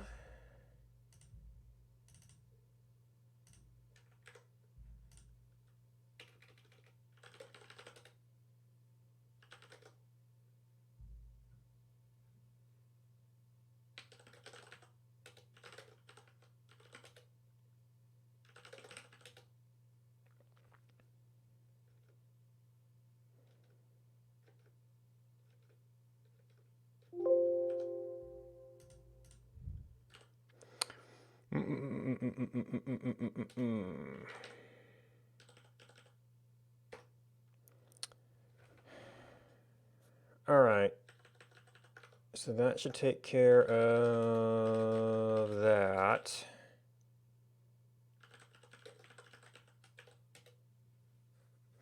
Also, we seem to be doing pretty good.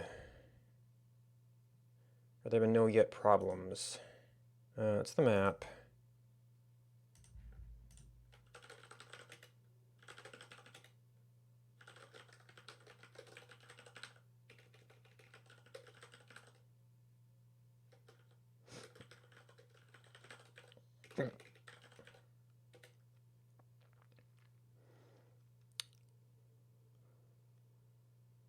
All right, so that's probably good enough to go ahead and publish.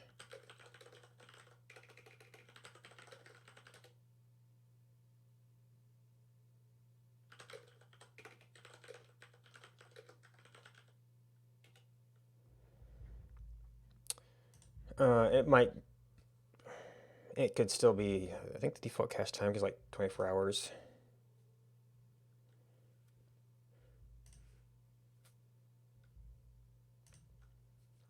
Maybe we just accept that it's,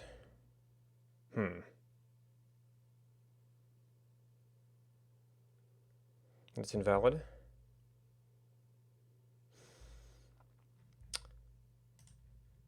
Anyway, I wanted to look at switching my timing around, so if you just kind of put it in the background, it's not burning so many CPU cycles.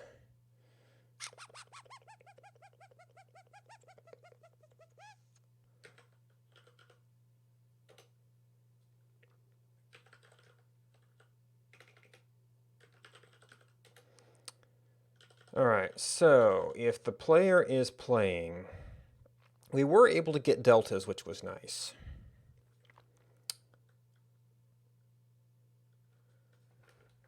Without having that,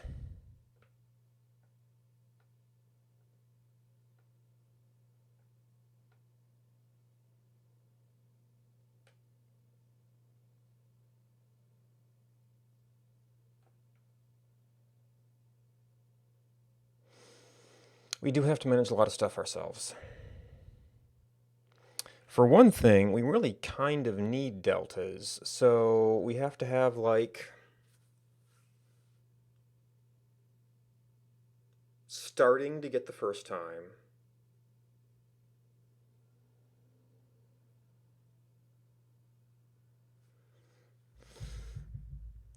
All right, we're kind of with that. I'm gonna go over to more Elm.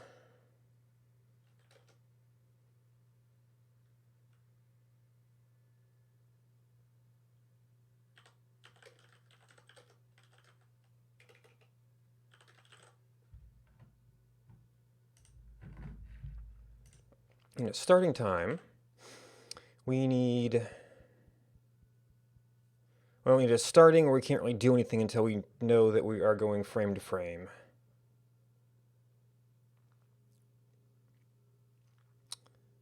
Then we get another event that has an actual delta time.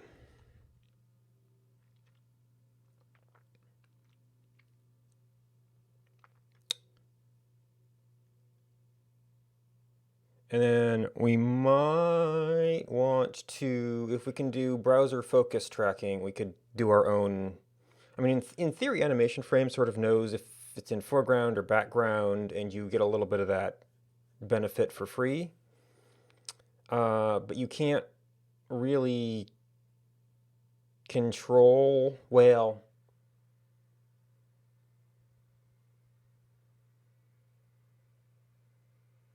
In a regular JavaScript scenario,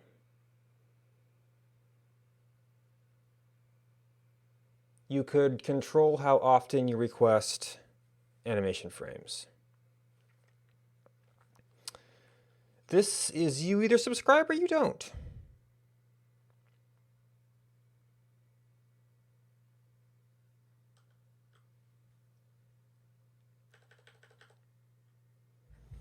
And I've actually forgot what the event was.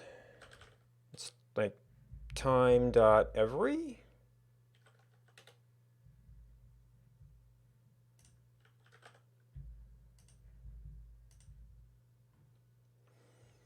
Time.every.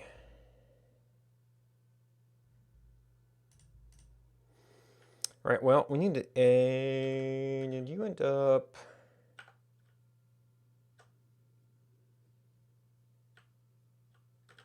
yeah, because you have to draw everything.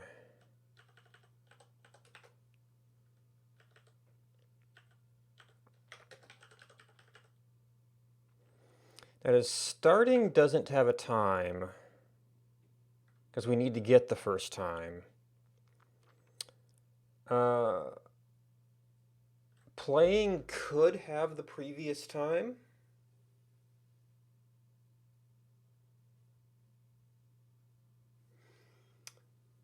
I mean, we're gonna put time in the model anyway.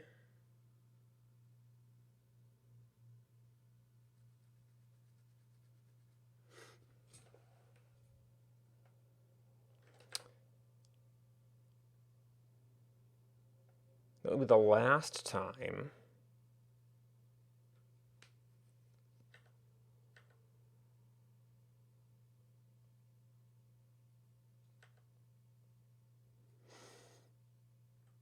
How do we use it? If player equals playing, that would be starting.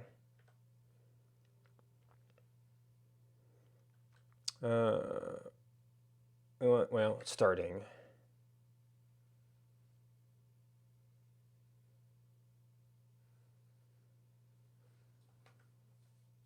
This is, if we're over, then stop, else we just, I mean, player would work there.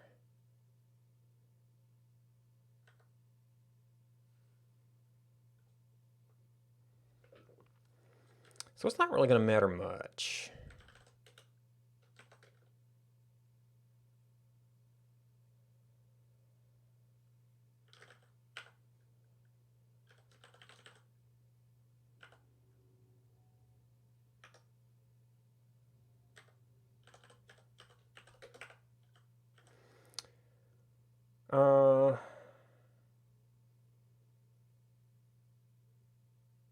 However, it does make this more awkward.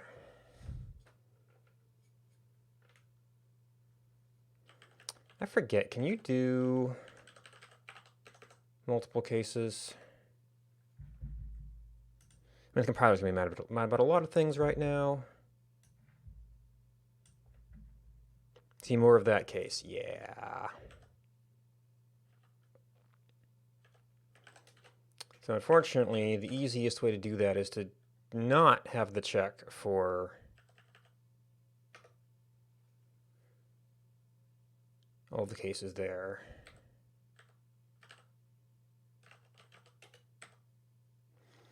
All right, so this is, if we receive a data layer, then starting. This is as you were. This is, it was 10 frames per second, but kind of by default.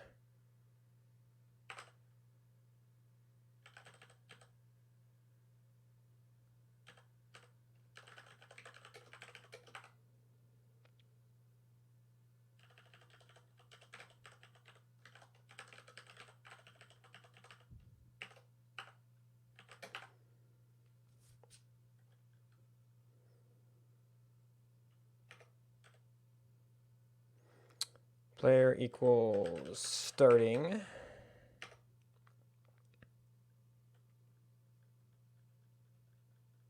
All right, so that's not, won't operate correctly. Oh, in the type. This is actually just going to be a POSIX, I guess.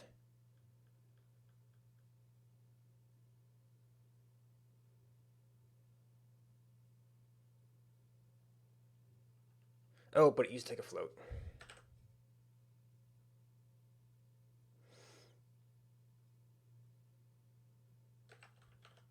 Map UI, playback.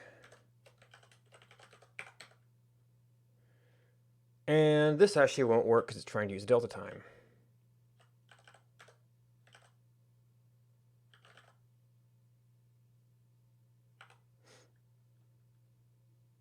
Oh, and this just assumes that if we're getting playback, we're actually doing this.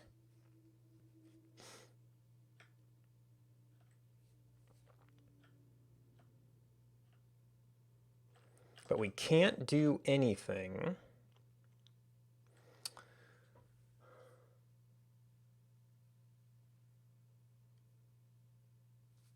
unless we have... Oh, this was using model map time. Well, right, we only need the playback time to calculate deltas, which is not the same as model map time.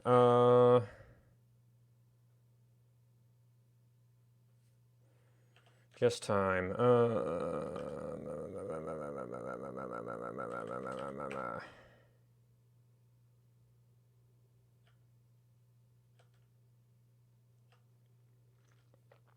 I kind of want to do a pair here. We would knock out, well, we'd knock out everything from that. It would just reduce indentation a little bit.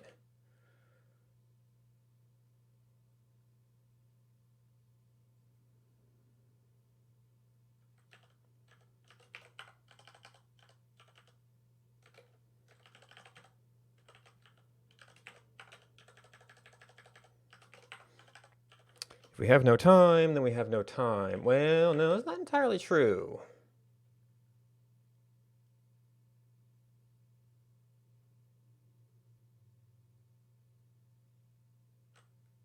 We still need to update our player state.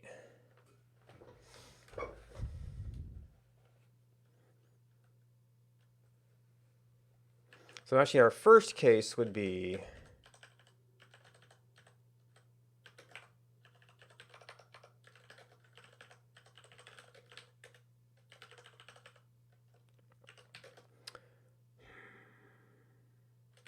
probably nothing.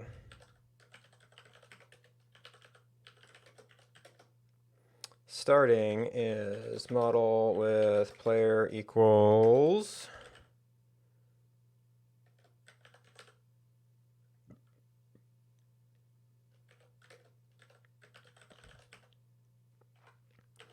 and then if we're playing with a last, then we can do all of this.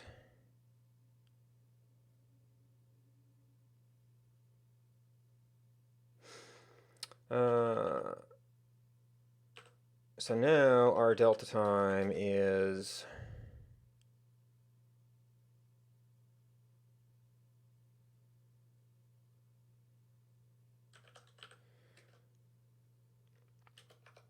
next time.posix.millis. Well,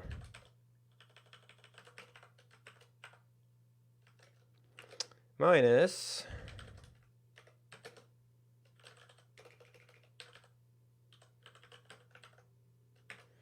time.posix.millis, and this was in seconds.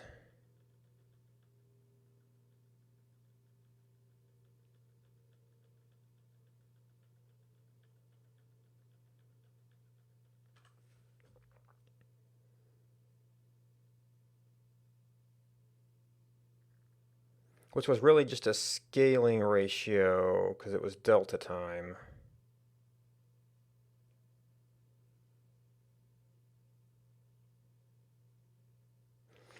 But that, as seconds, it actually worked out because it was per second.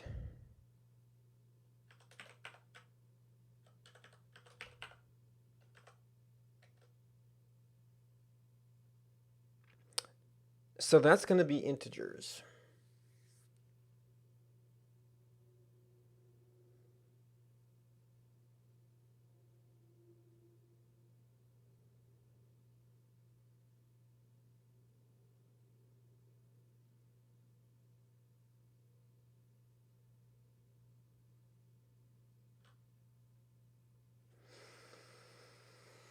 So we were rounding that. Oh no, it was a floating point number of milliseconds. So it was floating point. So that won't need to round now.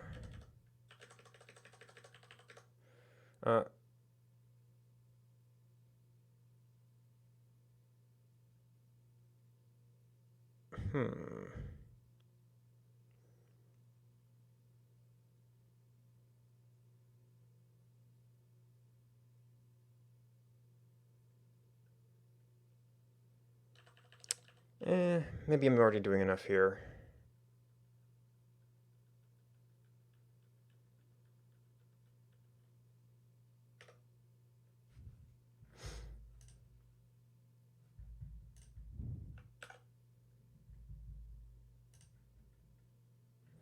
I mean, actually, even this much will work for this stuff.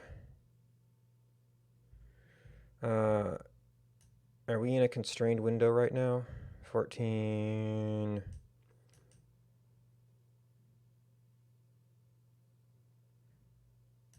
You know what I'm not doing is... So you still need to update this. And then you need to update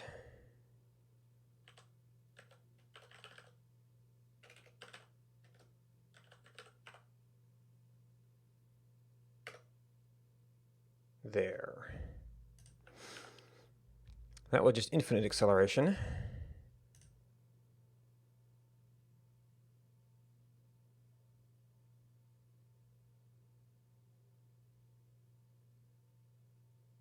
That feels like it's slightly fudging the 10 minutes per.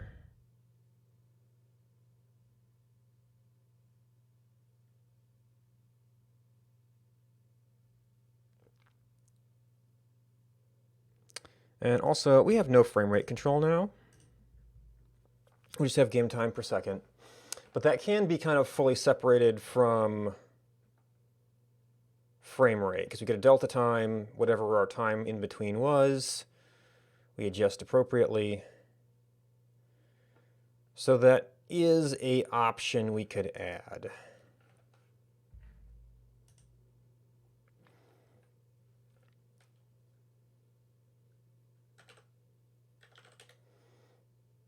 All right, so that will reduce browser load by a fair bit.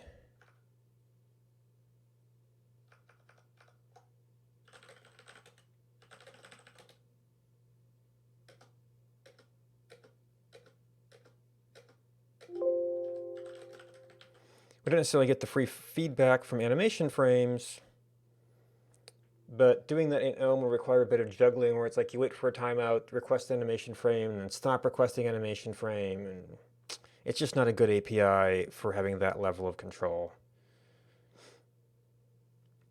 I'd almost have to do something where I like manage the frame rate in JavaScript and just send messages in ports to actually get the proper request animation frame flow, but you've got 2 port messages in the way.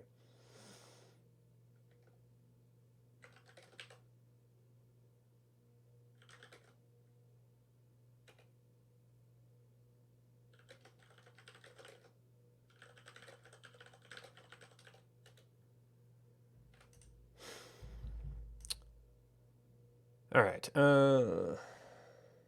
Now I am going for yesterday mode. I'd kind of like to have the option to go 1 frame per second, but I have to have that controllable if that's the case.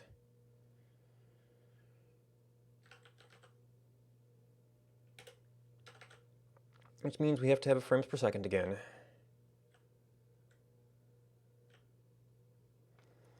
So we have game seconds per second. Frames per second? I think the old control had an option to do fractions. I don't know I need to do that.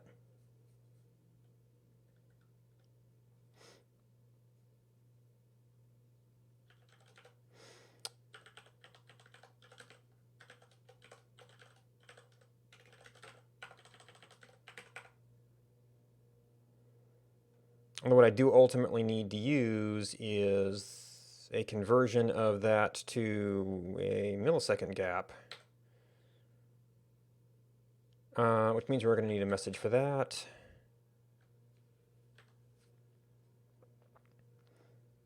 You are going to set this frames per second.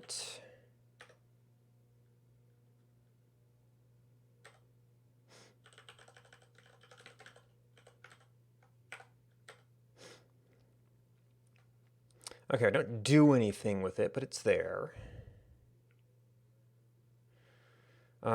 In our subscriptions,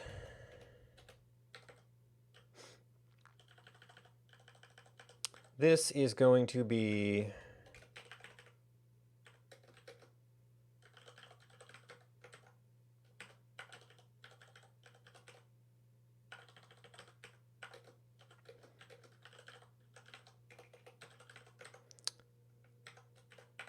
now. What do you want? It is a float. This is an integer.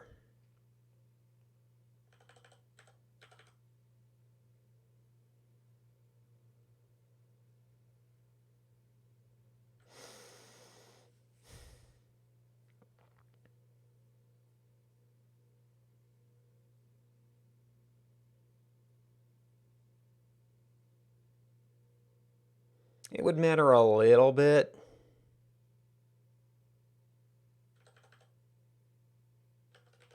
Is it to float?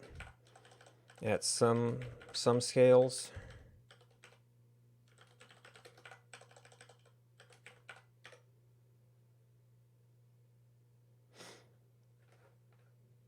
Or actually, I think this is the floating point division operator. I'm not sure if we'll auto-convert that. All right, so that shouldn't have changed much.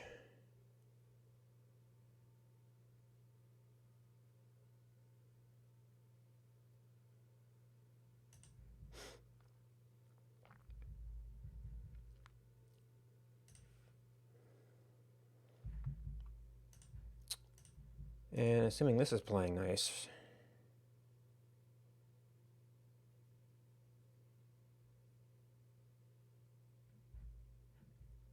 Now I think since this, that was seconds. So I think that should be way lower on CPU load.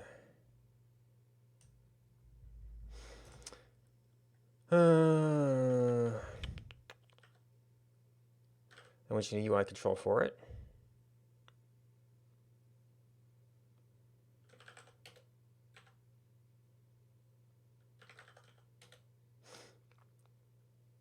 Which means we need a message for it.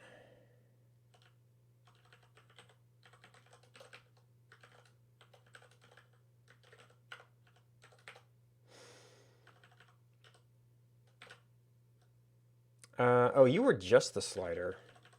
So either we make you a compound thing or we just check twice.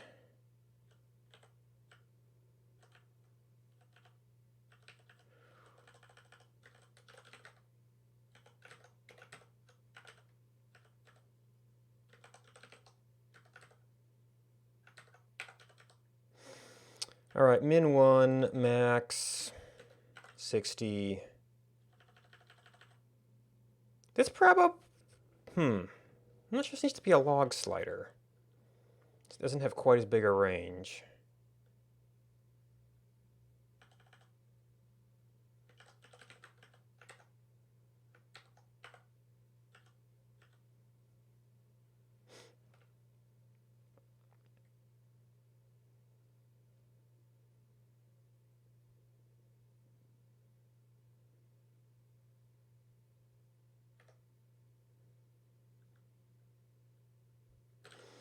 And then we define a new message.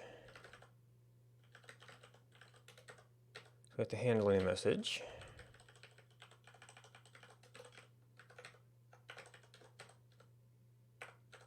Almost. You're not really seconds, you're frames.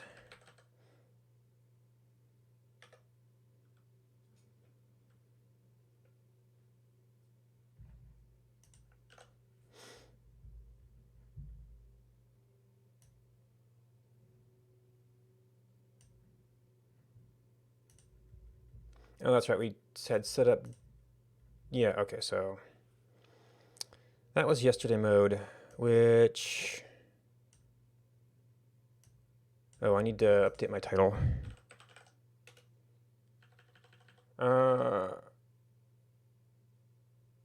Label above. Oh, game time text. Which actually.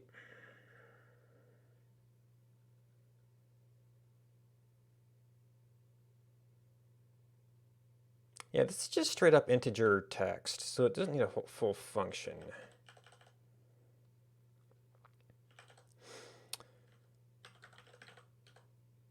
So this should just be,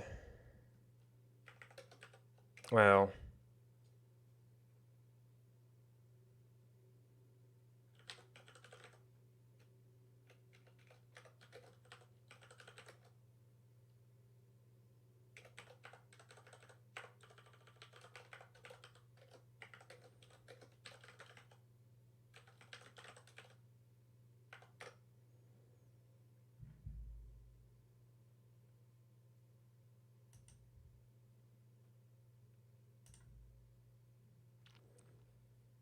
oh, this is like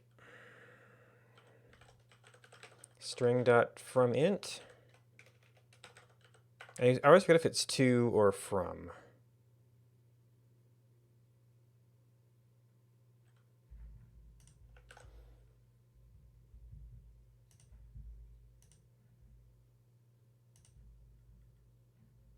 Okay, we kicked ourselves out of that mode.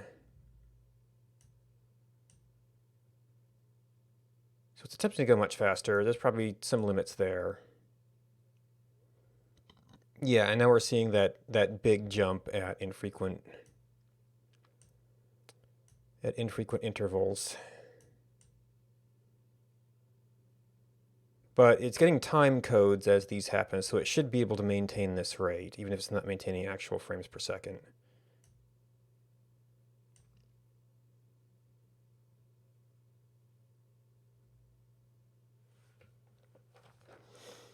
So that lets that control load a little bit.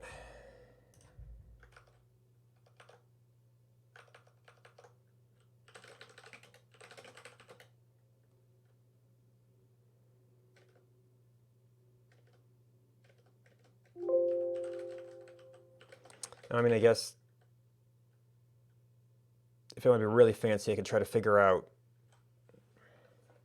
like, based on how long a frame took of the available time, like we'd actually get like a % load or something, but that might be getting a little fancy.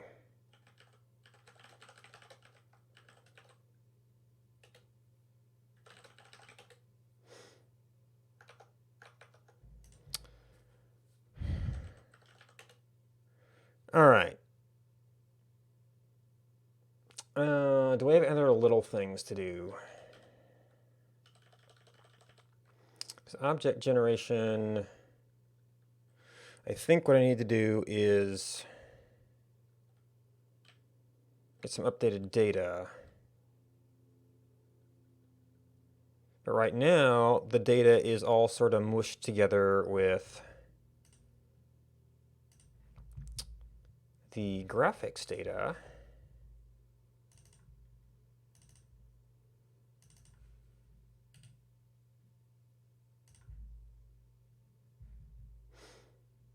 Isn't there a... Yeah. Some good IDs, we've got names, and we've got bounds. Which you do want to be fully synced with that because it's using a very compact format that assumes order.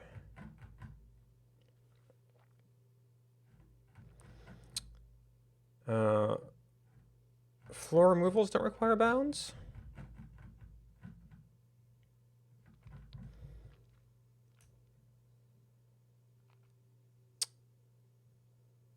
So I'll probably end up having to do all this processing someplace where we can get to the graphics, but the graphics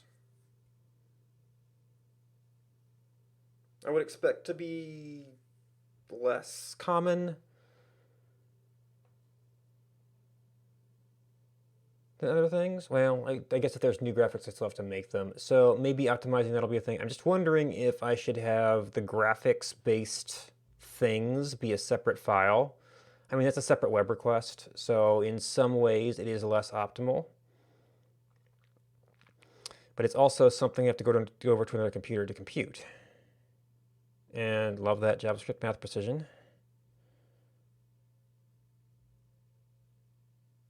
Some of these are not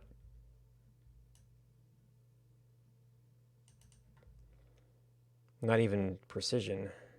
Huh.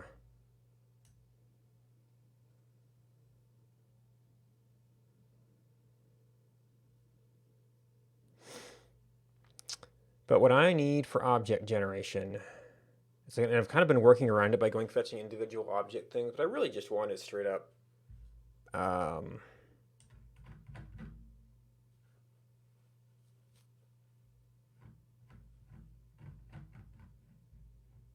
generatable objects and map chances. Now actually,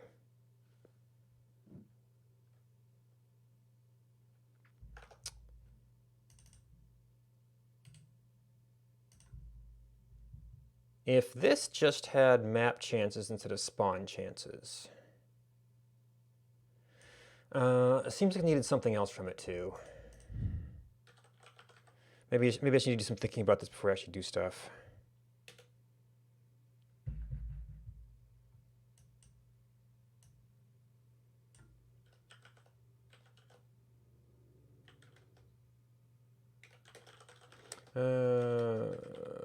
Thinking about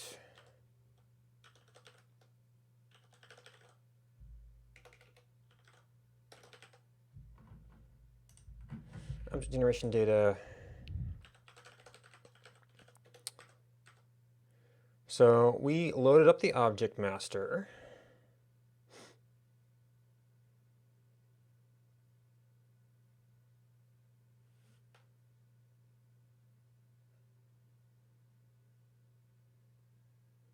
Went through all the IDs. If it was a grid placement,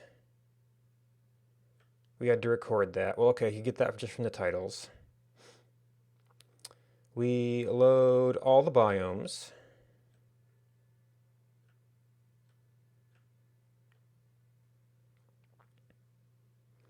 And then we have to load all the objects. And what do we need as objects?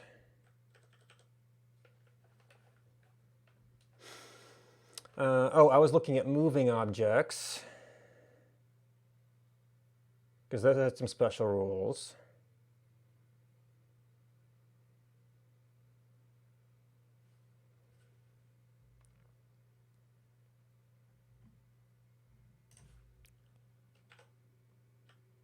But was it really just that?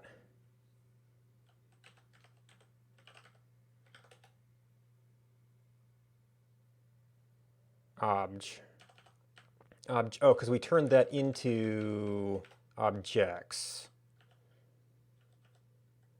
Indexed by ID instead of just a list.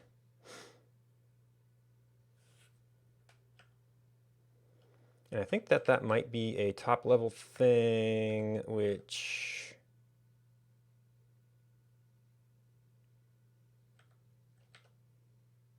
yeah, there's the moving. Other things have done local objects.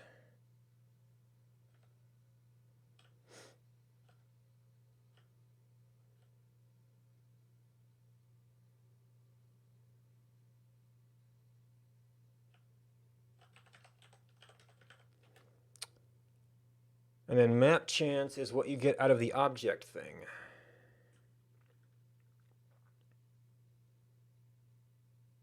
I think that and moving are the only properties we need out of there. And at some point I'm going to have to get the special placement as well.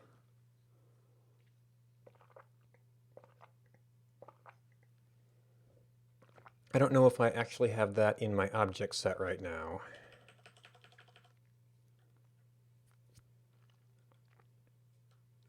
Probably have the Rift sprites.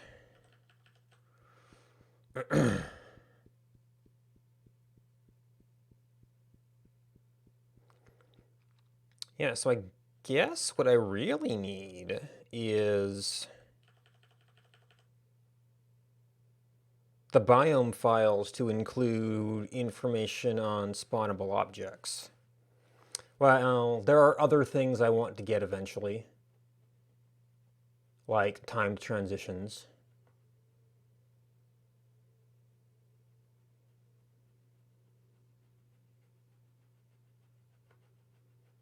Which would go in the objects table.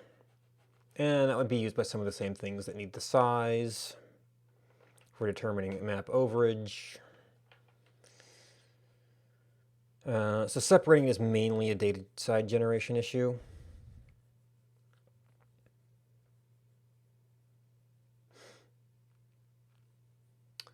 Although if I was doing things that didn't involve, well, I guess I do a lot of development, not against graphics examination.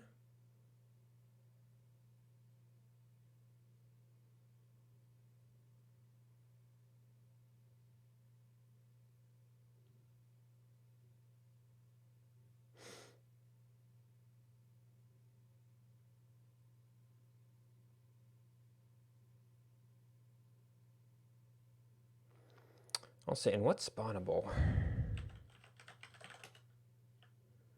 Biome objects.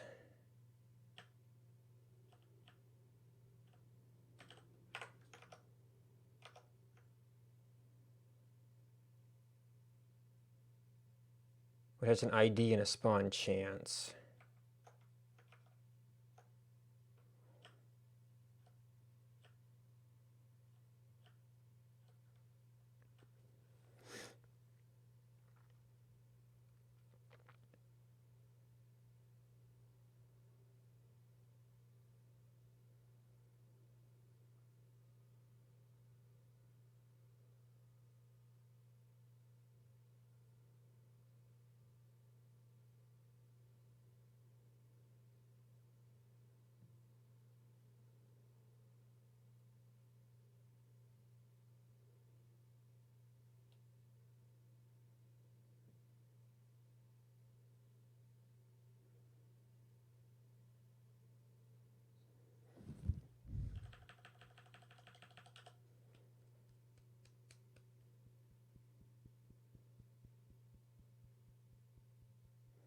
Okay, just the biome index mapping.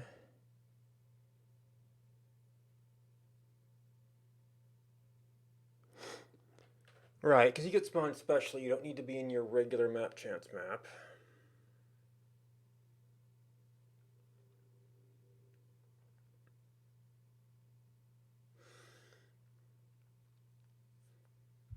Alright, so really I need to augment this thing with map chance.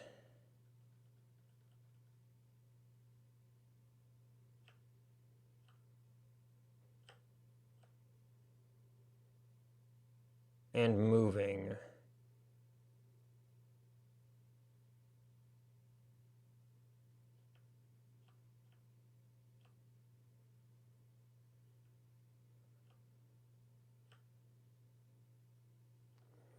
Oh no.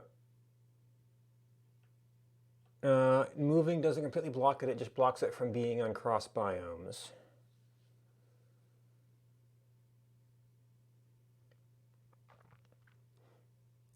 And then the height information does affect map gen, but we've already got that in our objects set up. Now this is still one file per biome. For our purposes, we're going to need it anytime we do map generation. So you don't really get a whole lot by deferring load on it.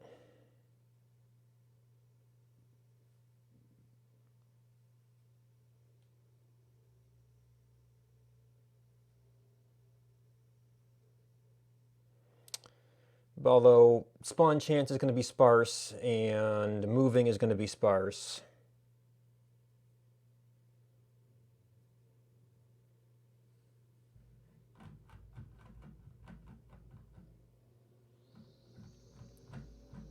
So it might have some utility in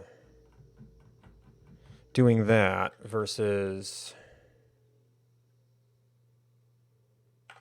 Okay, you actually are scanning those. That's probably the thing that's making it slow.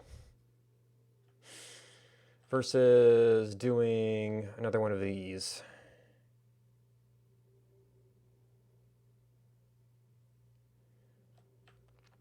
Since you're going to have like a whole bunch of nulls, essentially. I don't know if any of our dimensions currently have that.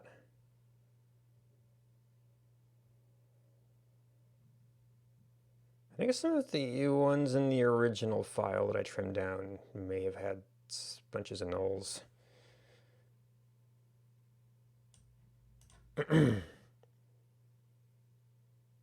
All right, if it's yeah, this does have to be per biome. Because the spawn chances, well, no, actually. Map chances are global per object. And it's just a question of which objects are in which biomes.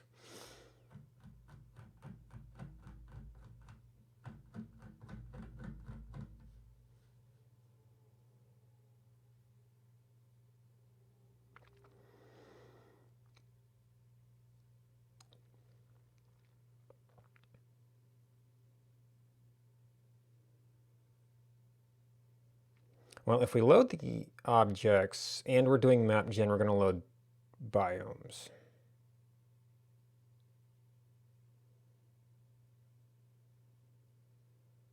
So it's not really saving us any data. It's just, well, I guess if you weren't doing map gen, you could save downloading a little bit of stuff.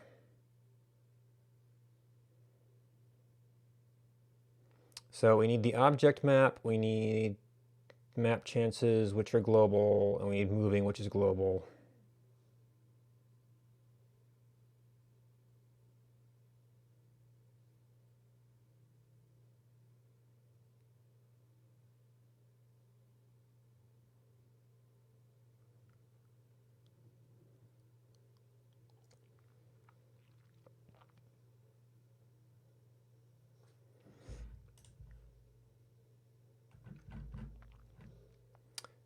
Wrapper.ids, and wrapper.names, wrapper IDs,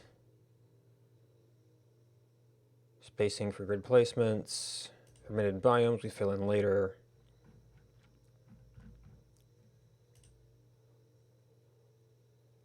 I mean, you could actually do an object permitted biomes table.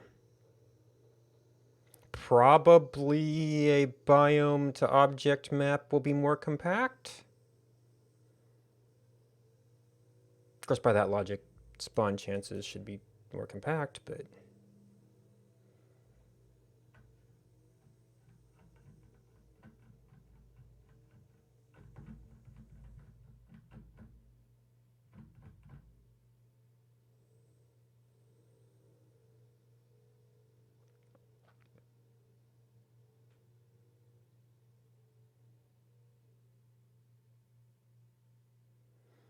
Yeah, I think for our purposes, probably one file is going to be better.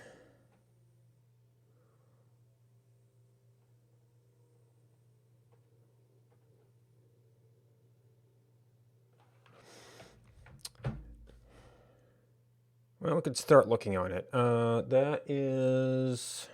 To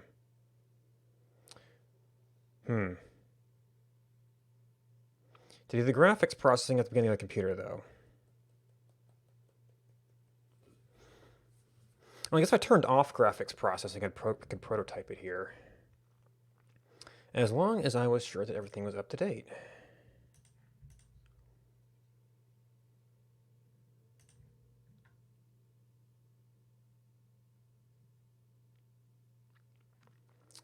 That is one tech.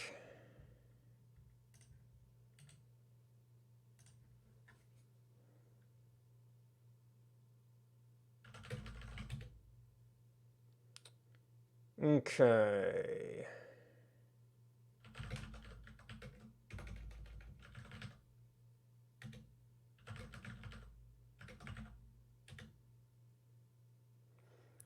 Okay, so I've probably never synchronized these.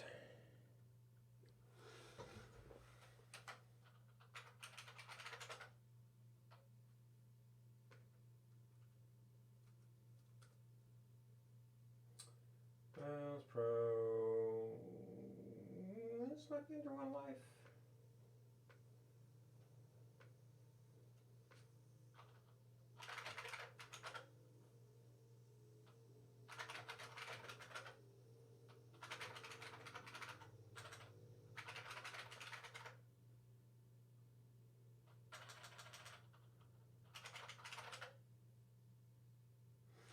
Okay, so that's up to date.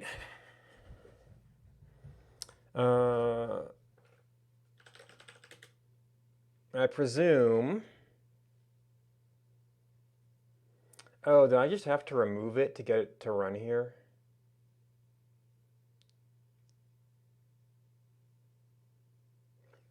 Because I know I can skip this step, but it's like if I can't even install, that's kind of no good.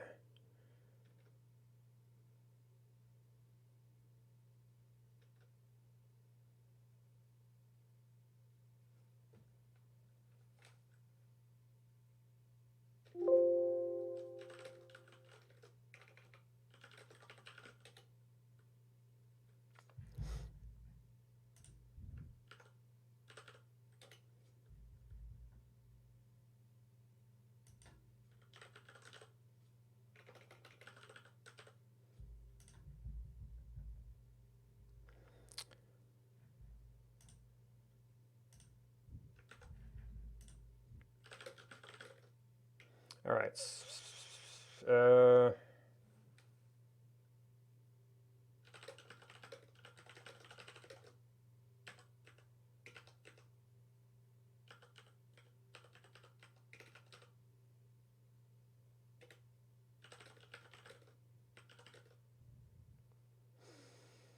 forget the argument order here.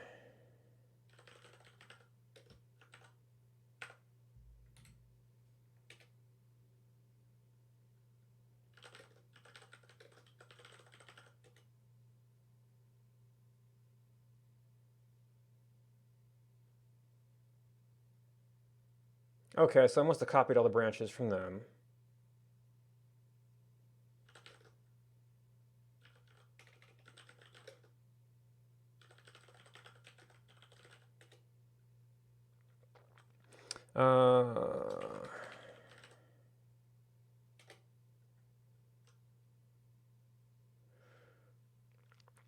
Now, can I actually run this thing? Even though we haven't installed, well, I have to get it to where it doesn't actually try to run the graphics side.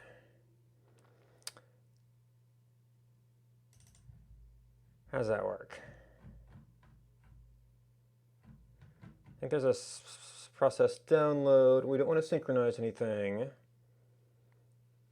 Process without generating sprites.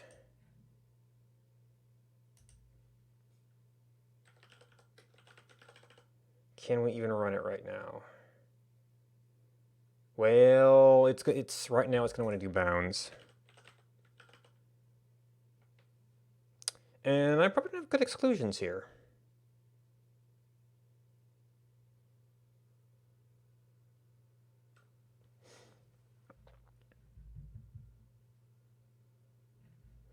Well, it's manageable.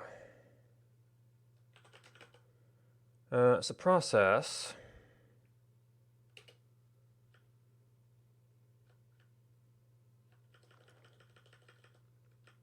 Do download, do sprites. RV includes sprites.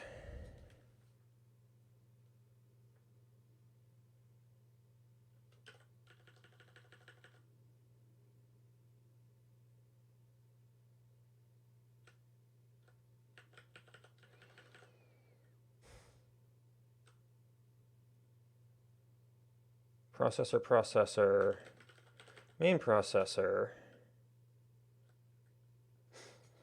Editor process. If do download. Oh, I might actually take out some canvas requires.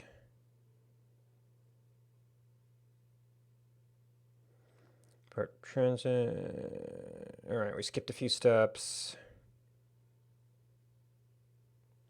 Oh, maybe I just temporarily took out sprite images because I already did them. But we still have to process sprites to get their sizes.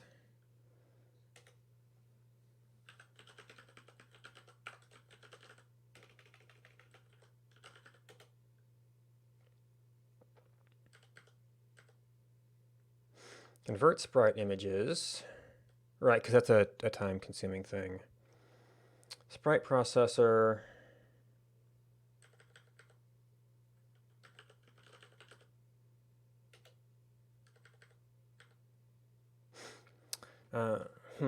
So it might be nice to output that just to a separate file so I didn't have to examine the sprites every time.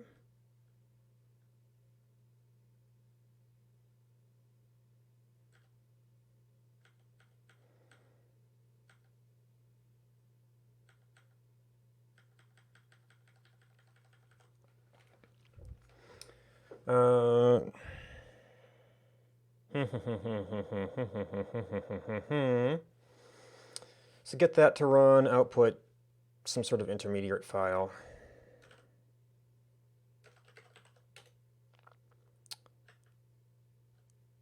Export objects, export biomes.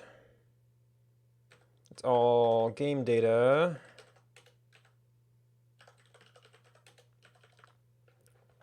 Objects JSON data.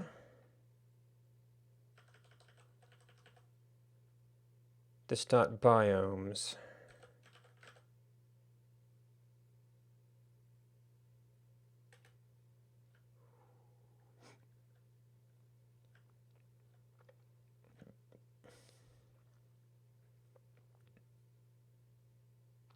Object data biomes.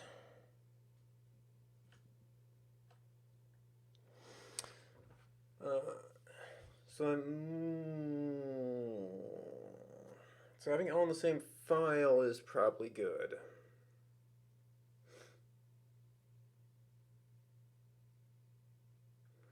I can't just do an array without IDs unless I do every object, but most objects are not naturally occurring.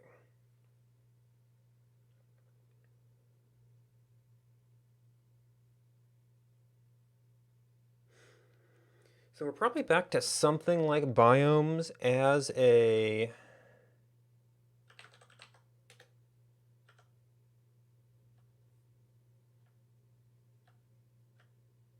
property of export objects.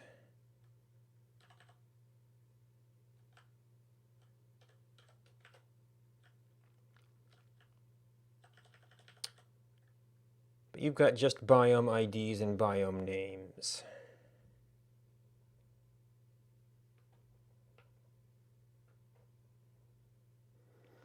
We'd essentially...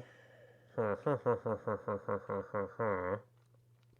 probably just replace that with biomes and then include the entire thing.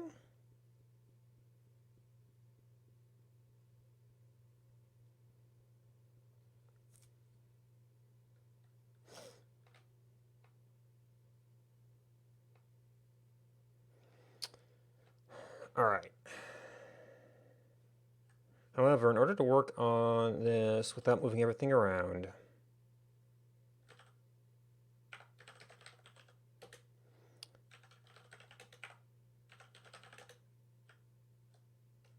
we have to not process sprites.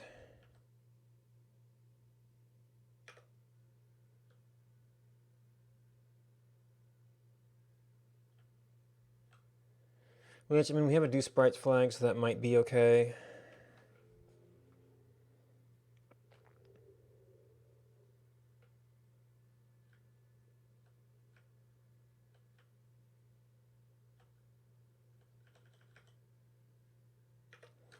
And game data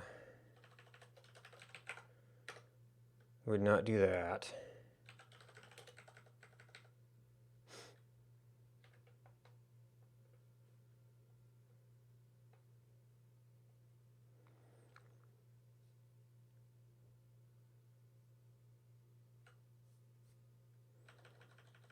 And we would just have like biomes.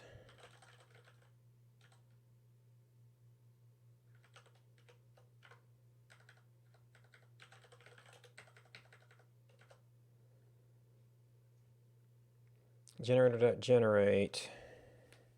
Let's generate sitemap. Import biomes. Export biomes. Biome.json data.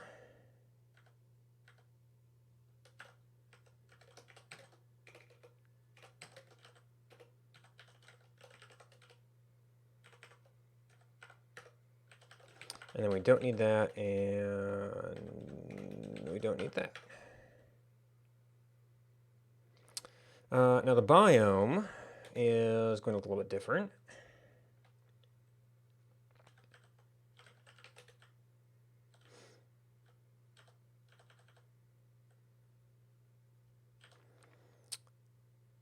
Spawn chance object. We don't care about spawn chance. We just want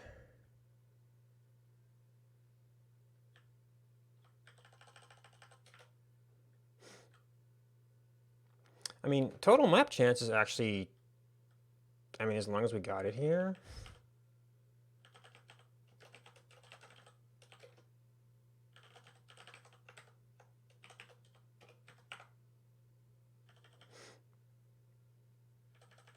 And map chance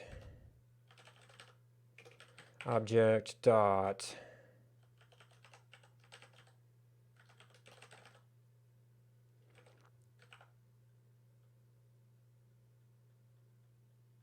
now this is actually an object property, but we only need it for objects that are spawnable.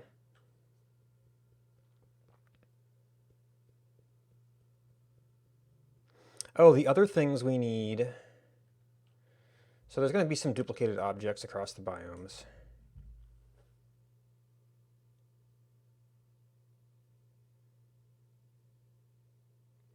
We need to know if it moves. And that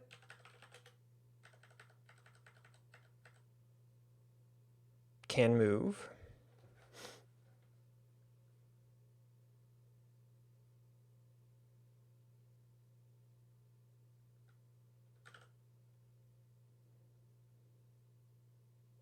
That was process biome. This is going to get a little bit bigger. So this is going to be duplicated for a bunch of objects, but it might still be more compact than listing all the nulls for every object.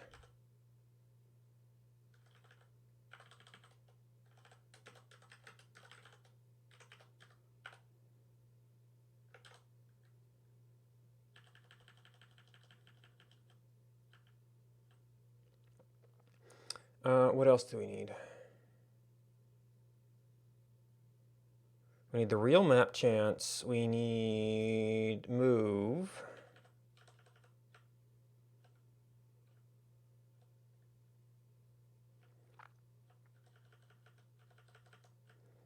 We get the objects. We have, we did moving before. We did, for the spawnable, we adjusted for grid placements, which I guess you could pre-process that.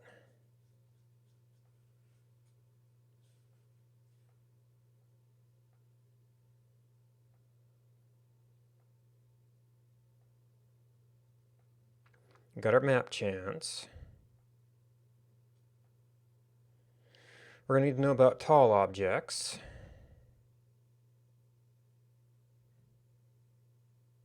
which will eventually have the bounds.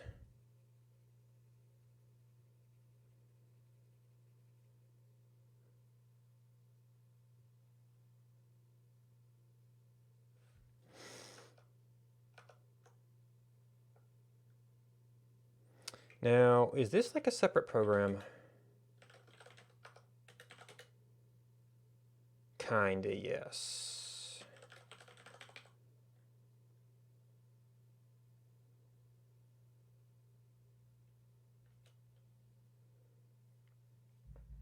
All right, straight up typos.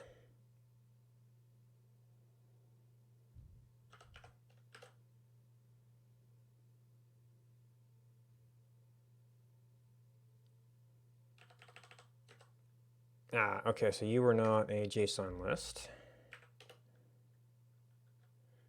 Throw error. Resolve file name. Module, sprite processor. Who needs sprite processor? Game data?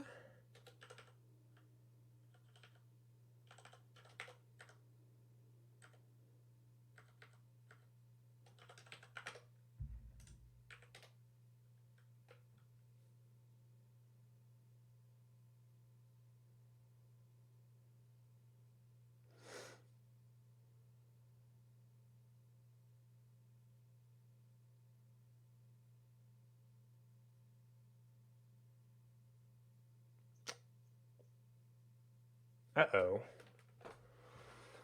Why didn't that happen before?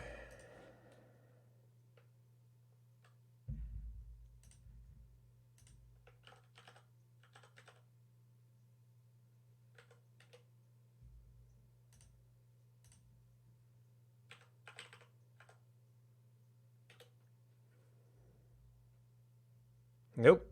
Okay, so why do we have a parent?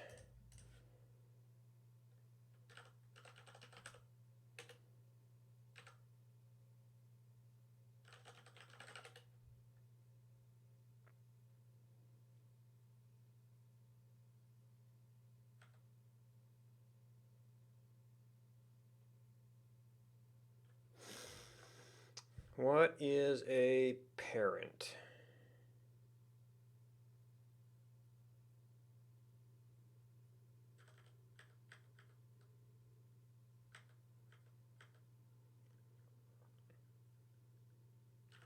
Process header.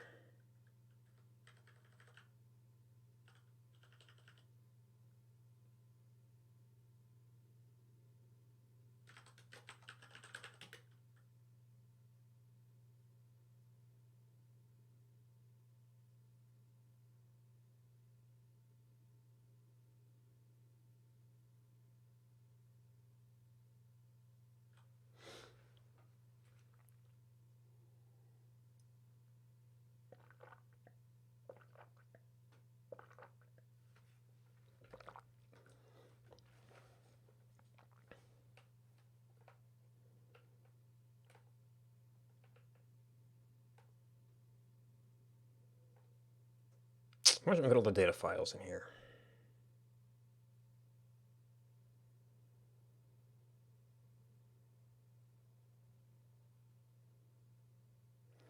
So when do we construct a category? Unfortunately, I think they're actually in here.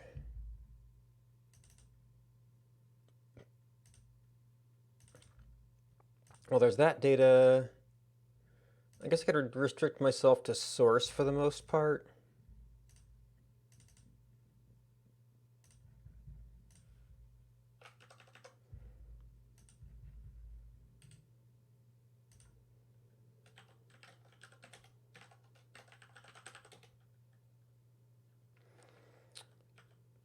Category.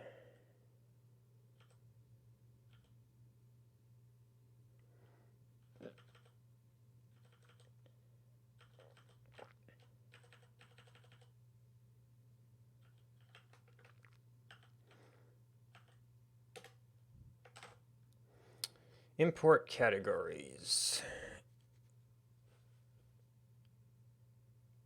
Oh, categories are their own thing, huh?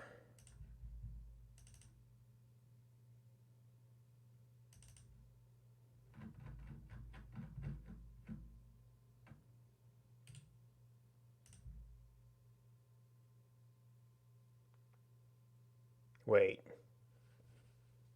You're your own parent?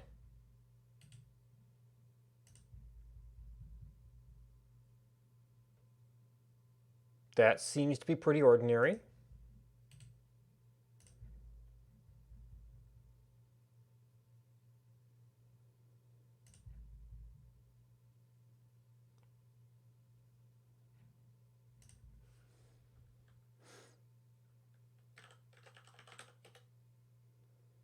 So parent ID should be your own ID.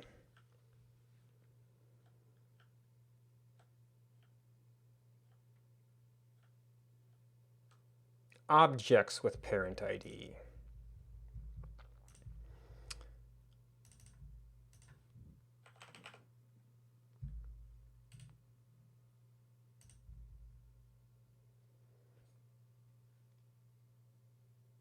Free lock.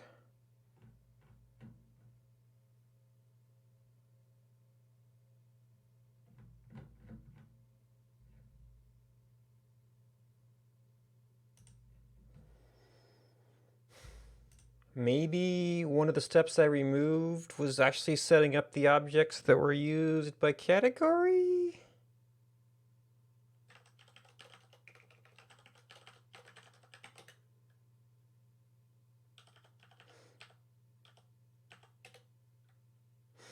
File, new category, add to objects, this objects.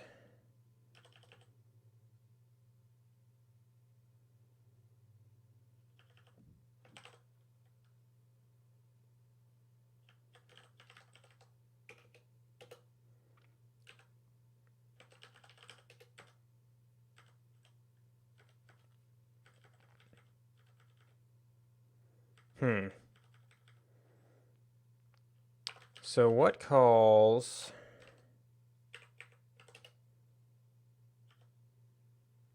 category add to objects? Well, where the heck was I before? Oh, I guess import categories. Defines it, calls it import objects, import categories. Does that mean that objects... Oh, you know what? You know what?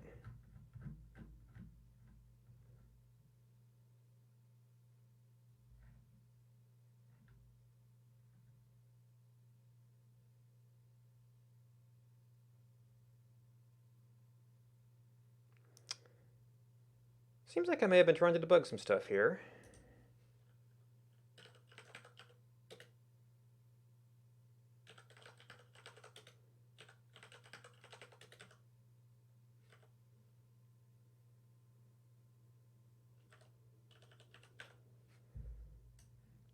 Maybe I didn't have this fully working.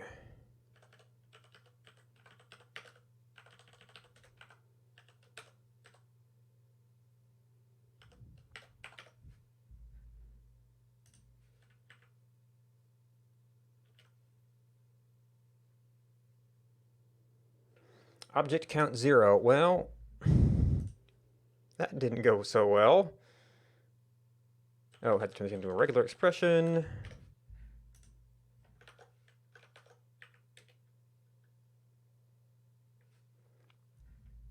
I'm going to find object with object ID 1001.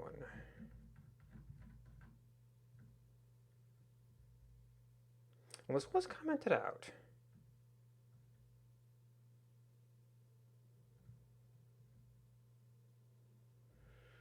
Oh, and in category as well.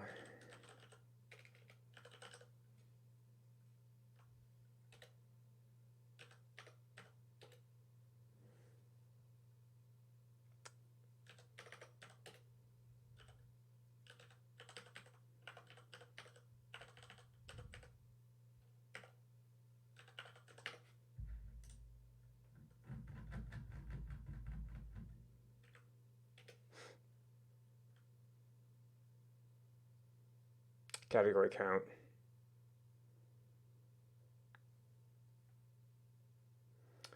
And converting circular structure to JSON.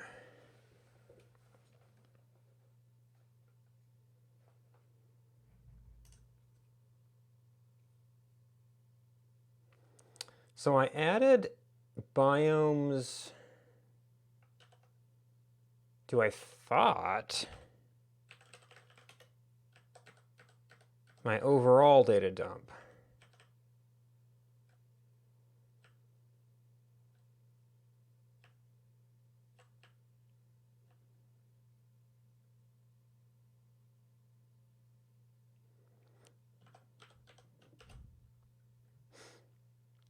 JSON.stringify data. So I don't think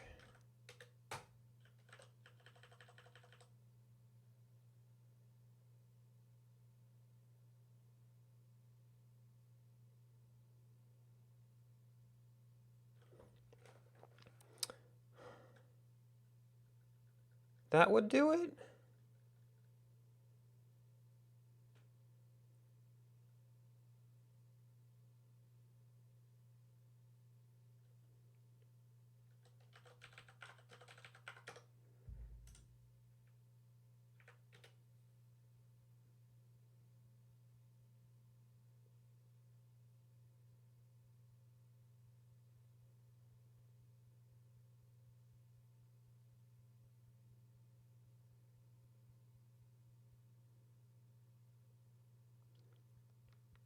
So apparently one of those, oh, you know what?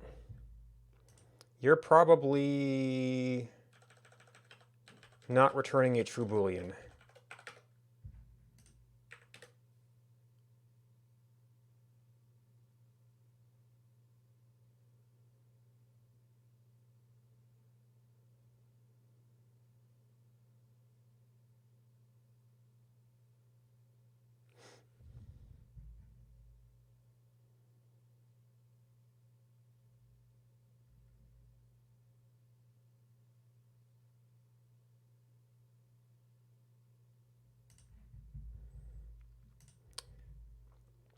All right.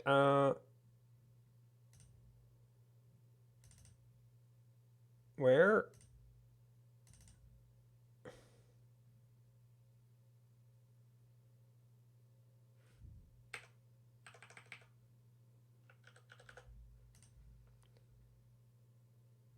Oh, must have been into here?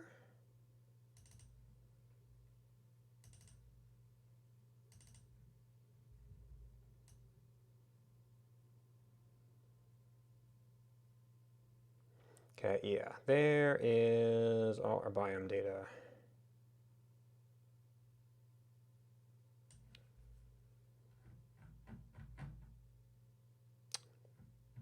Well, both ends are JavaScript. We're not going to get anything terribly better as far as those additions. But that might be a concern.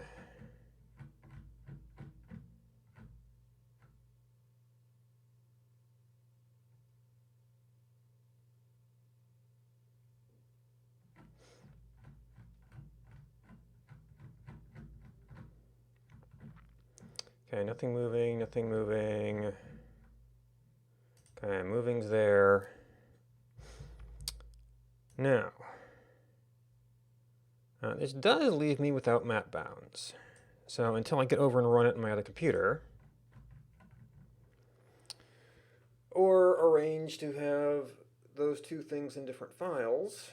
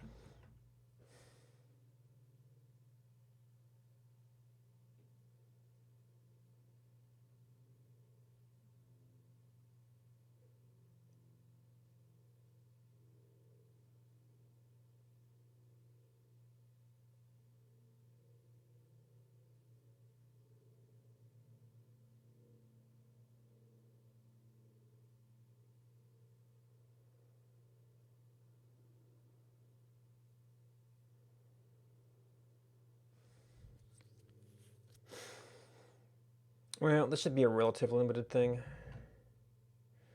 So the other problem I have is that I had to hack a few things.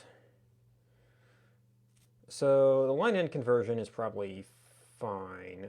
Okay, so that was the only thing in category. It's the only thing in game object.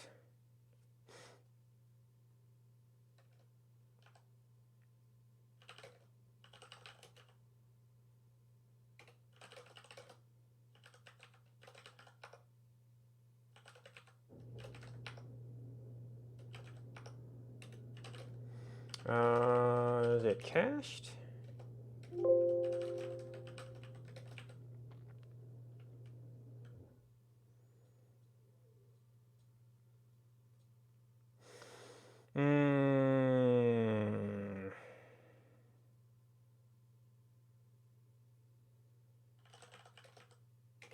Now, this is not the most useful thing since we can't actually process the graphics on here.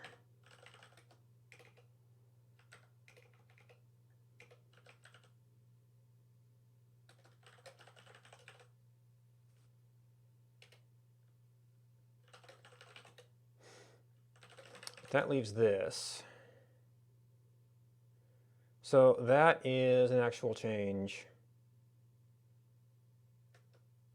Unfortunately, that's a little bit mixed up with there. And main processor is just my local change.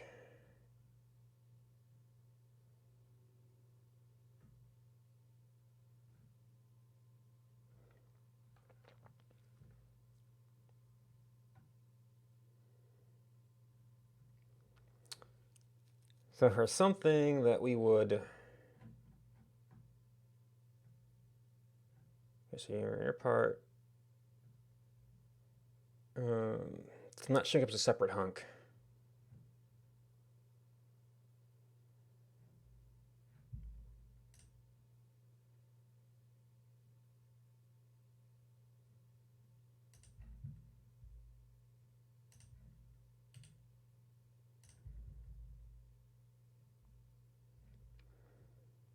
So biome.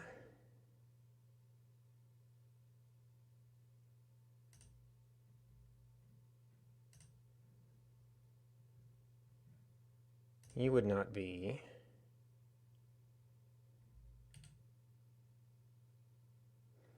Unfortunately, it's like we've got, don't really say skip that.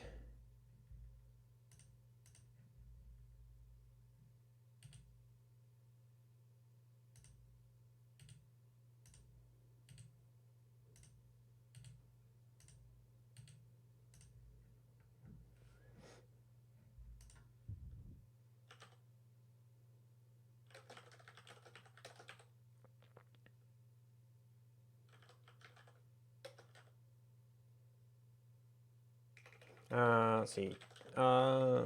Object spawn.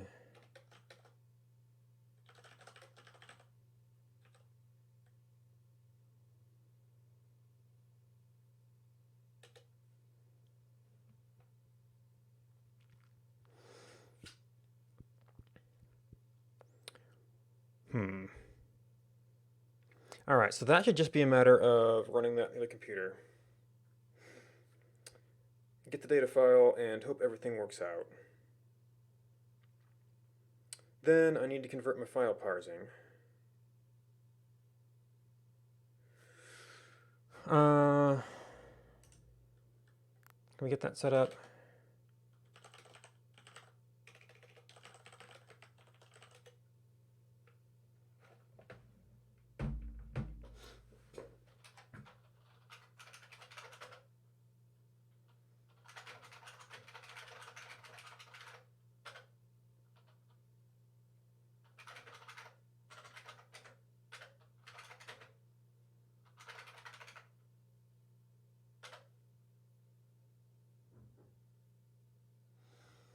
I don't remember how long it takes to actually go through all the graphics.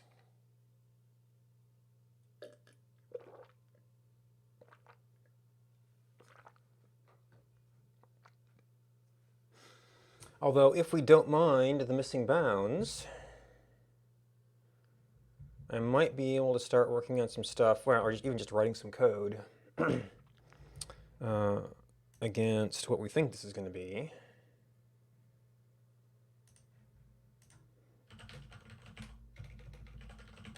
So you are at rest.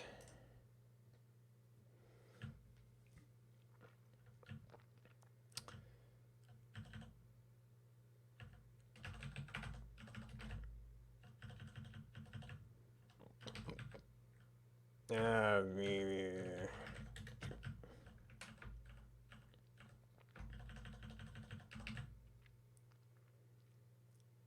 thinking about moving some of these things elsewhere as well. All right, so given the object master, we can go through all of that. We haven't added anything directly to the objects yet. We don't need to fetch all the biomes.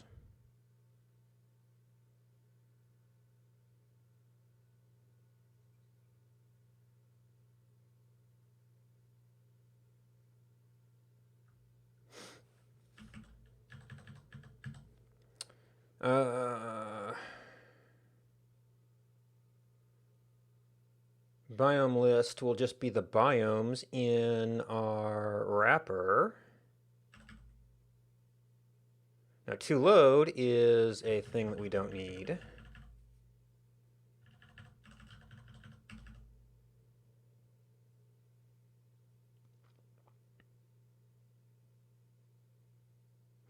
Okay, that's just a data conversion, which maybe we want that.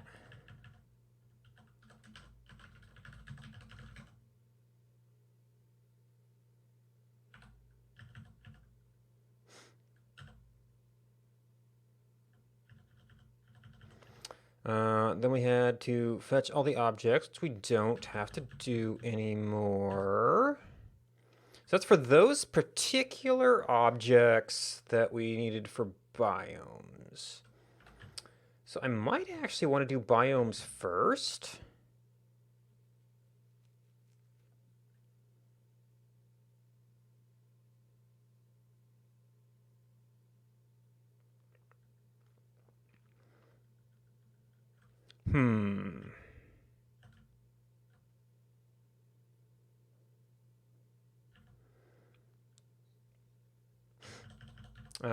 So we don't need to worry about that. We've just got moving in there.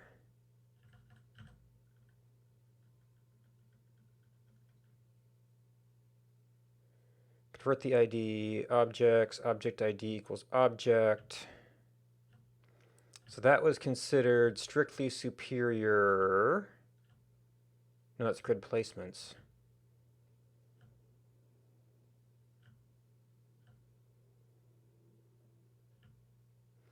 Or were we getting... We had object bounds and object size, which are now going to be missing with the file we have locally.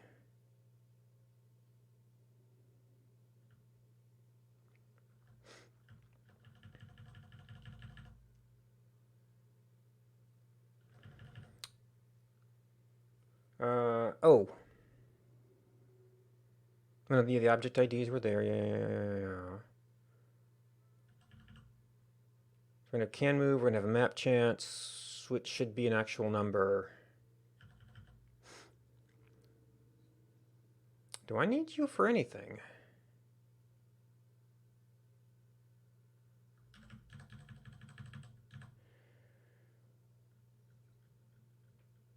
Oh, except I call it total chance weight here.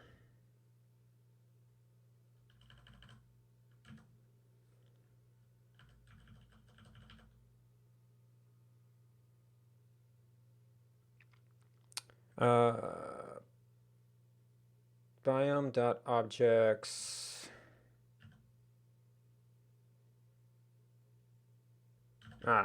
Grid placements.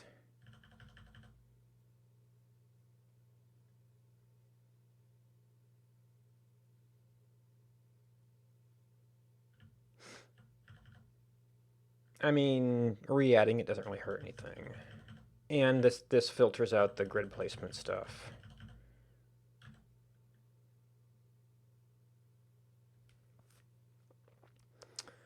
But this was counting on object map chance, but biome objects already have map chance.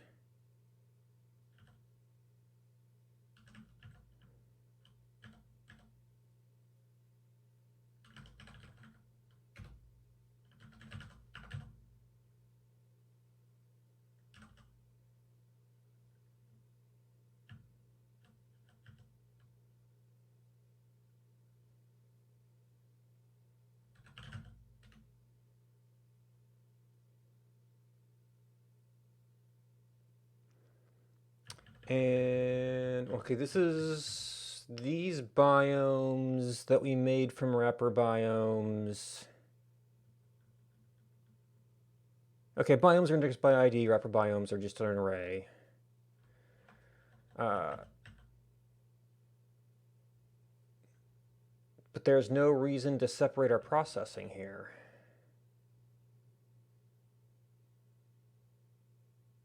It's the same object.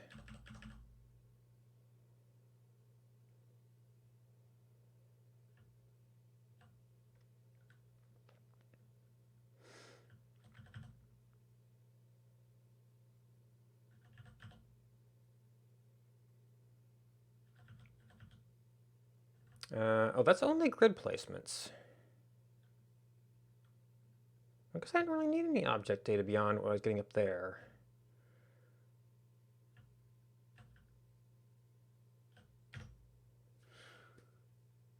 All right, so I think you're done.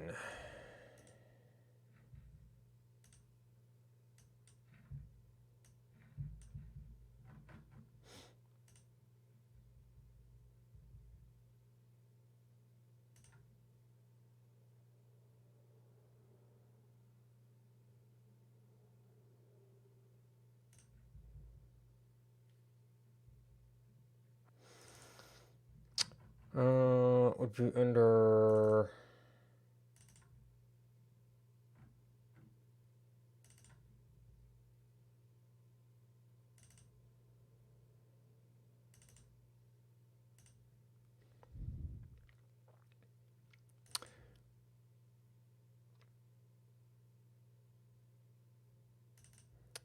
I don't really need that. Shouldn't have really changed any of that.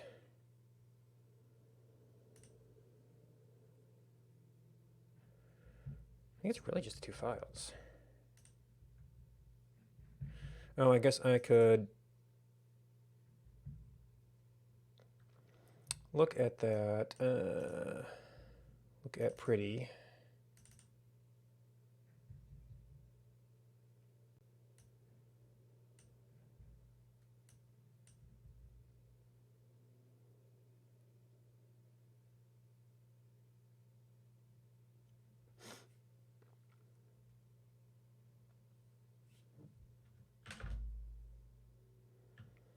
Okay, so that's there.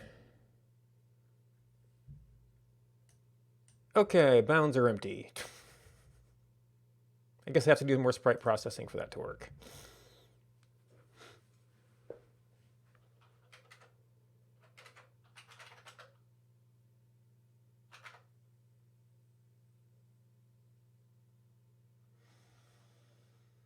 What was that, game data? Oh, no, because that was in the case for like process sprites.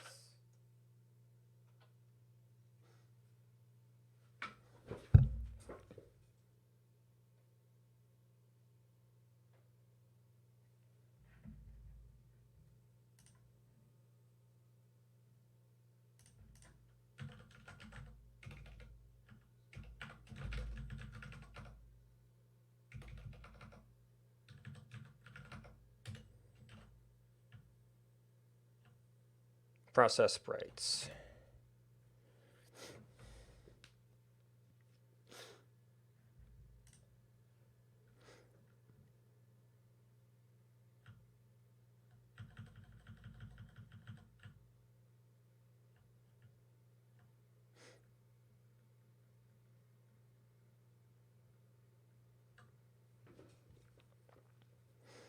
Also,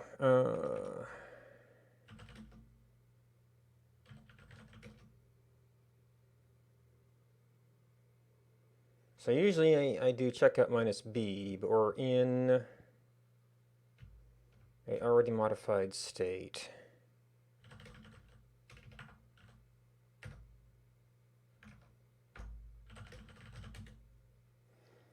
Because I might want to have the stuff before doing this as a separate checkpoint.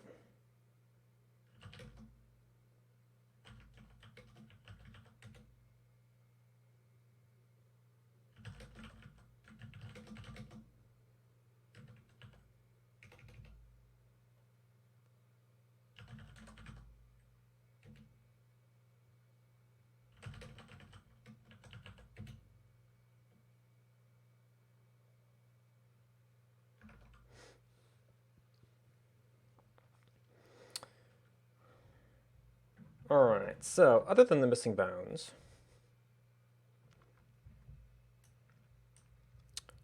and those, I think I actually just threw all of that.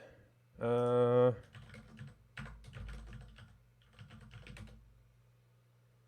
I did exclude static. So we do want to make sure we keep a backup of that.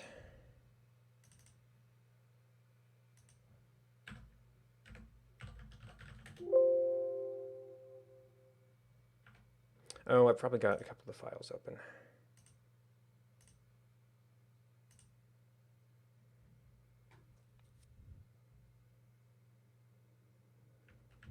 Actually, we want a copy of it anyway.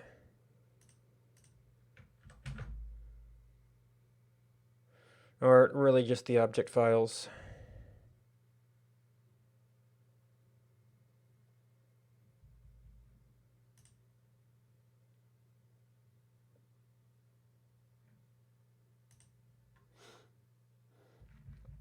All right, so you are done again.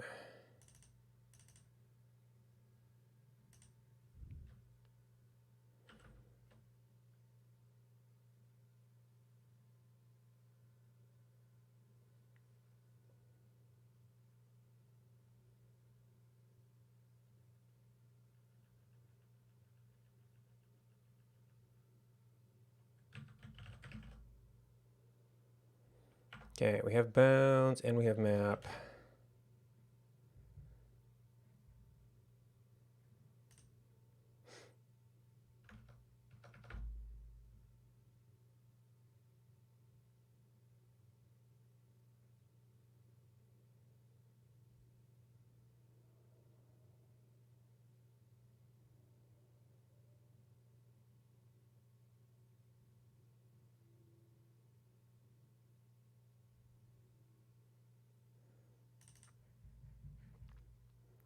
All right, I'm currently looking at pretty. Oop. Skip or cancel? Oh, wait.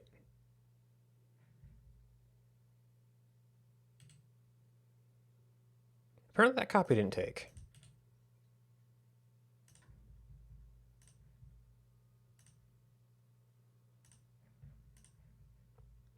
And I clicked a random folder. Yay.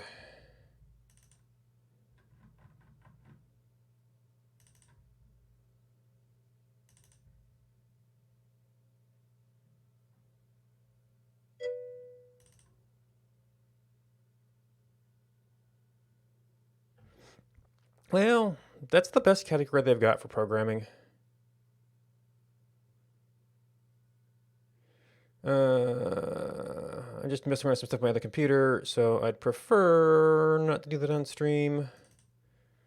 Should just be some file copies here. And we want make sure we actually copy it, and then we paste it. Okay. So that should be our updated data. And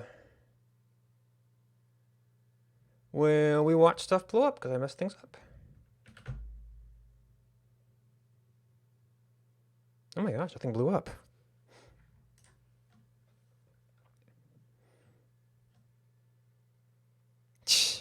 No, as far as I know, it's not even on Epic.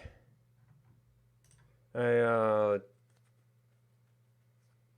mean, it was kind of a big deal when it went to Steam, so I think I would have heard about it.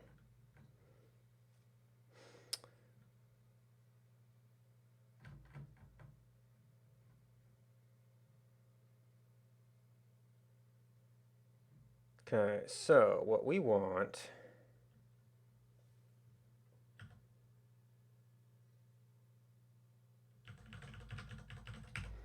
to know about biomes, and really biomes the only thing we added.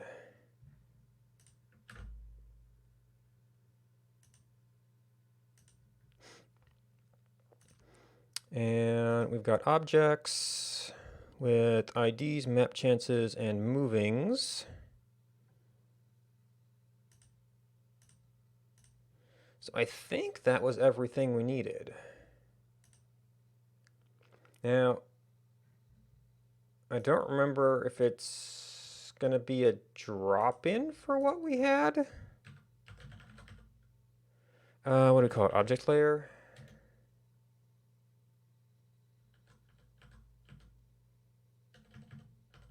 Grid layer extend.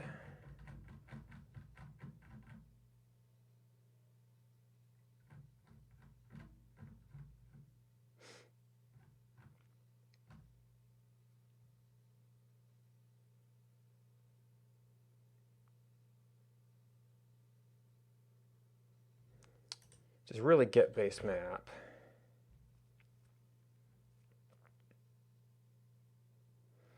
Grid placements.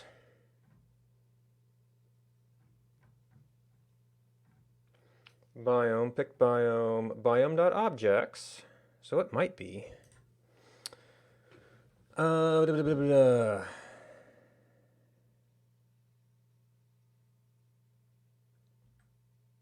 So how did I turn that back on?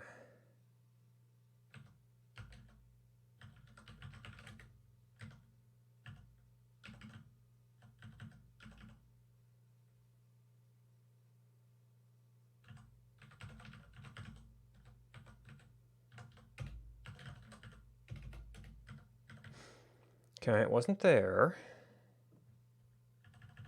It's object overlay.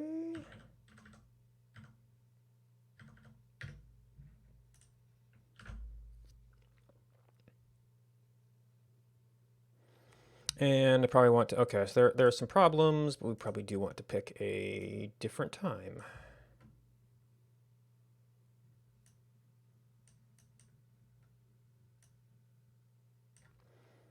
Where's the center?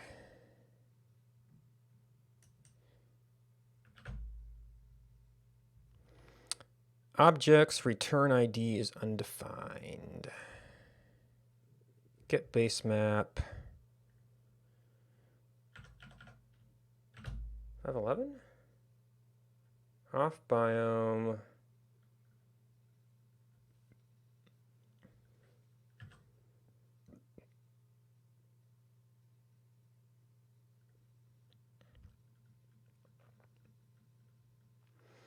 Biome objects ID. What's biome object? Did I forget to generate that?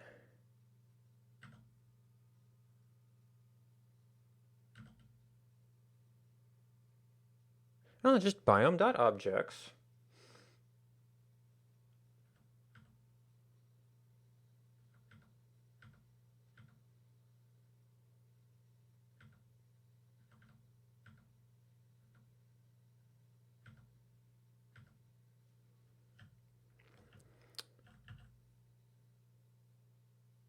Right, so this is the index of biome objects. So that's an actual ID. So I was looking at the moving property here before. I don't need to do that anymore.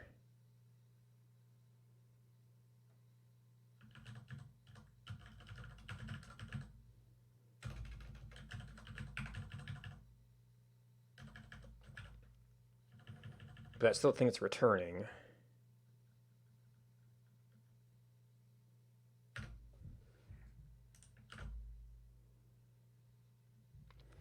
Okay, so we're spawning stuff. It's sort of in the right patterns. And this is where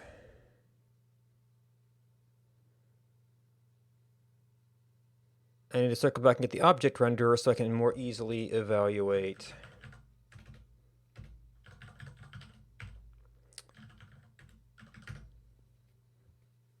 whether we are doing interesting or correct things.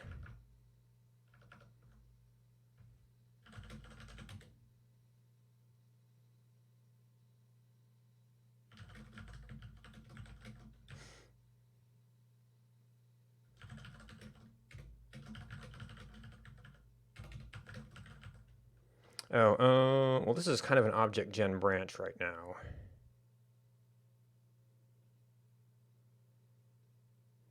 And I could actually push that file up there just so it starts to get CDN available.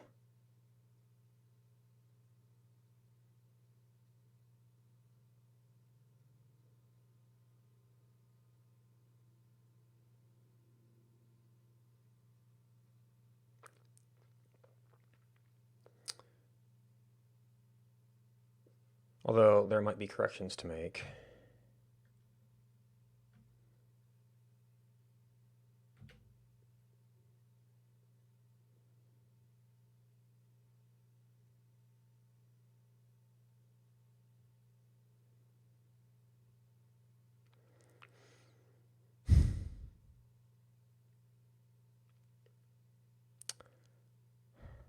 So getting that to, yeah, I need to rewrite. Is that in my notes already? Single map chats file actually, that was kind of that.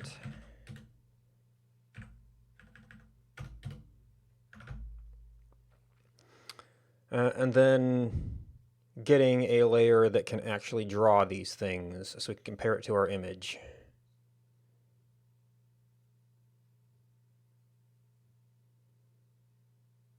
That could be some juggling. So that is probably a task for tomorrow.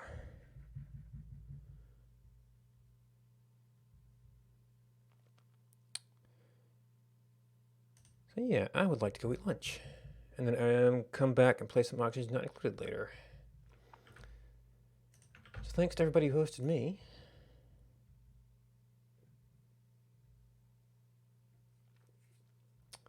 Let me see if there's anything interesting going on. Well, there's lots of stuff going on, but this is about when I tend to be on. Oh, well, I'll be back in a little bit to play Oxygen. But I've got a single biome file now, so it's a step. Now I just need to turn this layer into the, Now I just need to turn this layer into the object layer so I can actually see what these things are.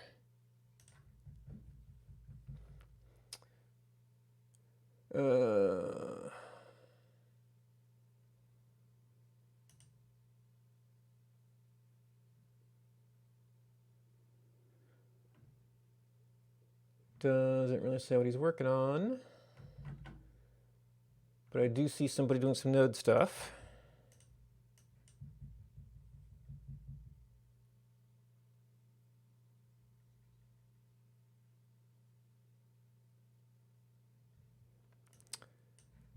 So if you're looking for someplace cool to hang out, looks like Mr. Demon Wolf might be doing some more... Thanks, Twitch. Design focus stuff right now. If you're looking for someplace cool to hang out, that's someplace cool to hang out. Thanks for hanging out with me. Goodbye and until next time.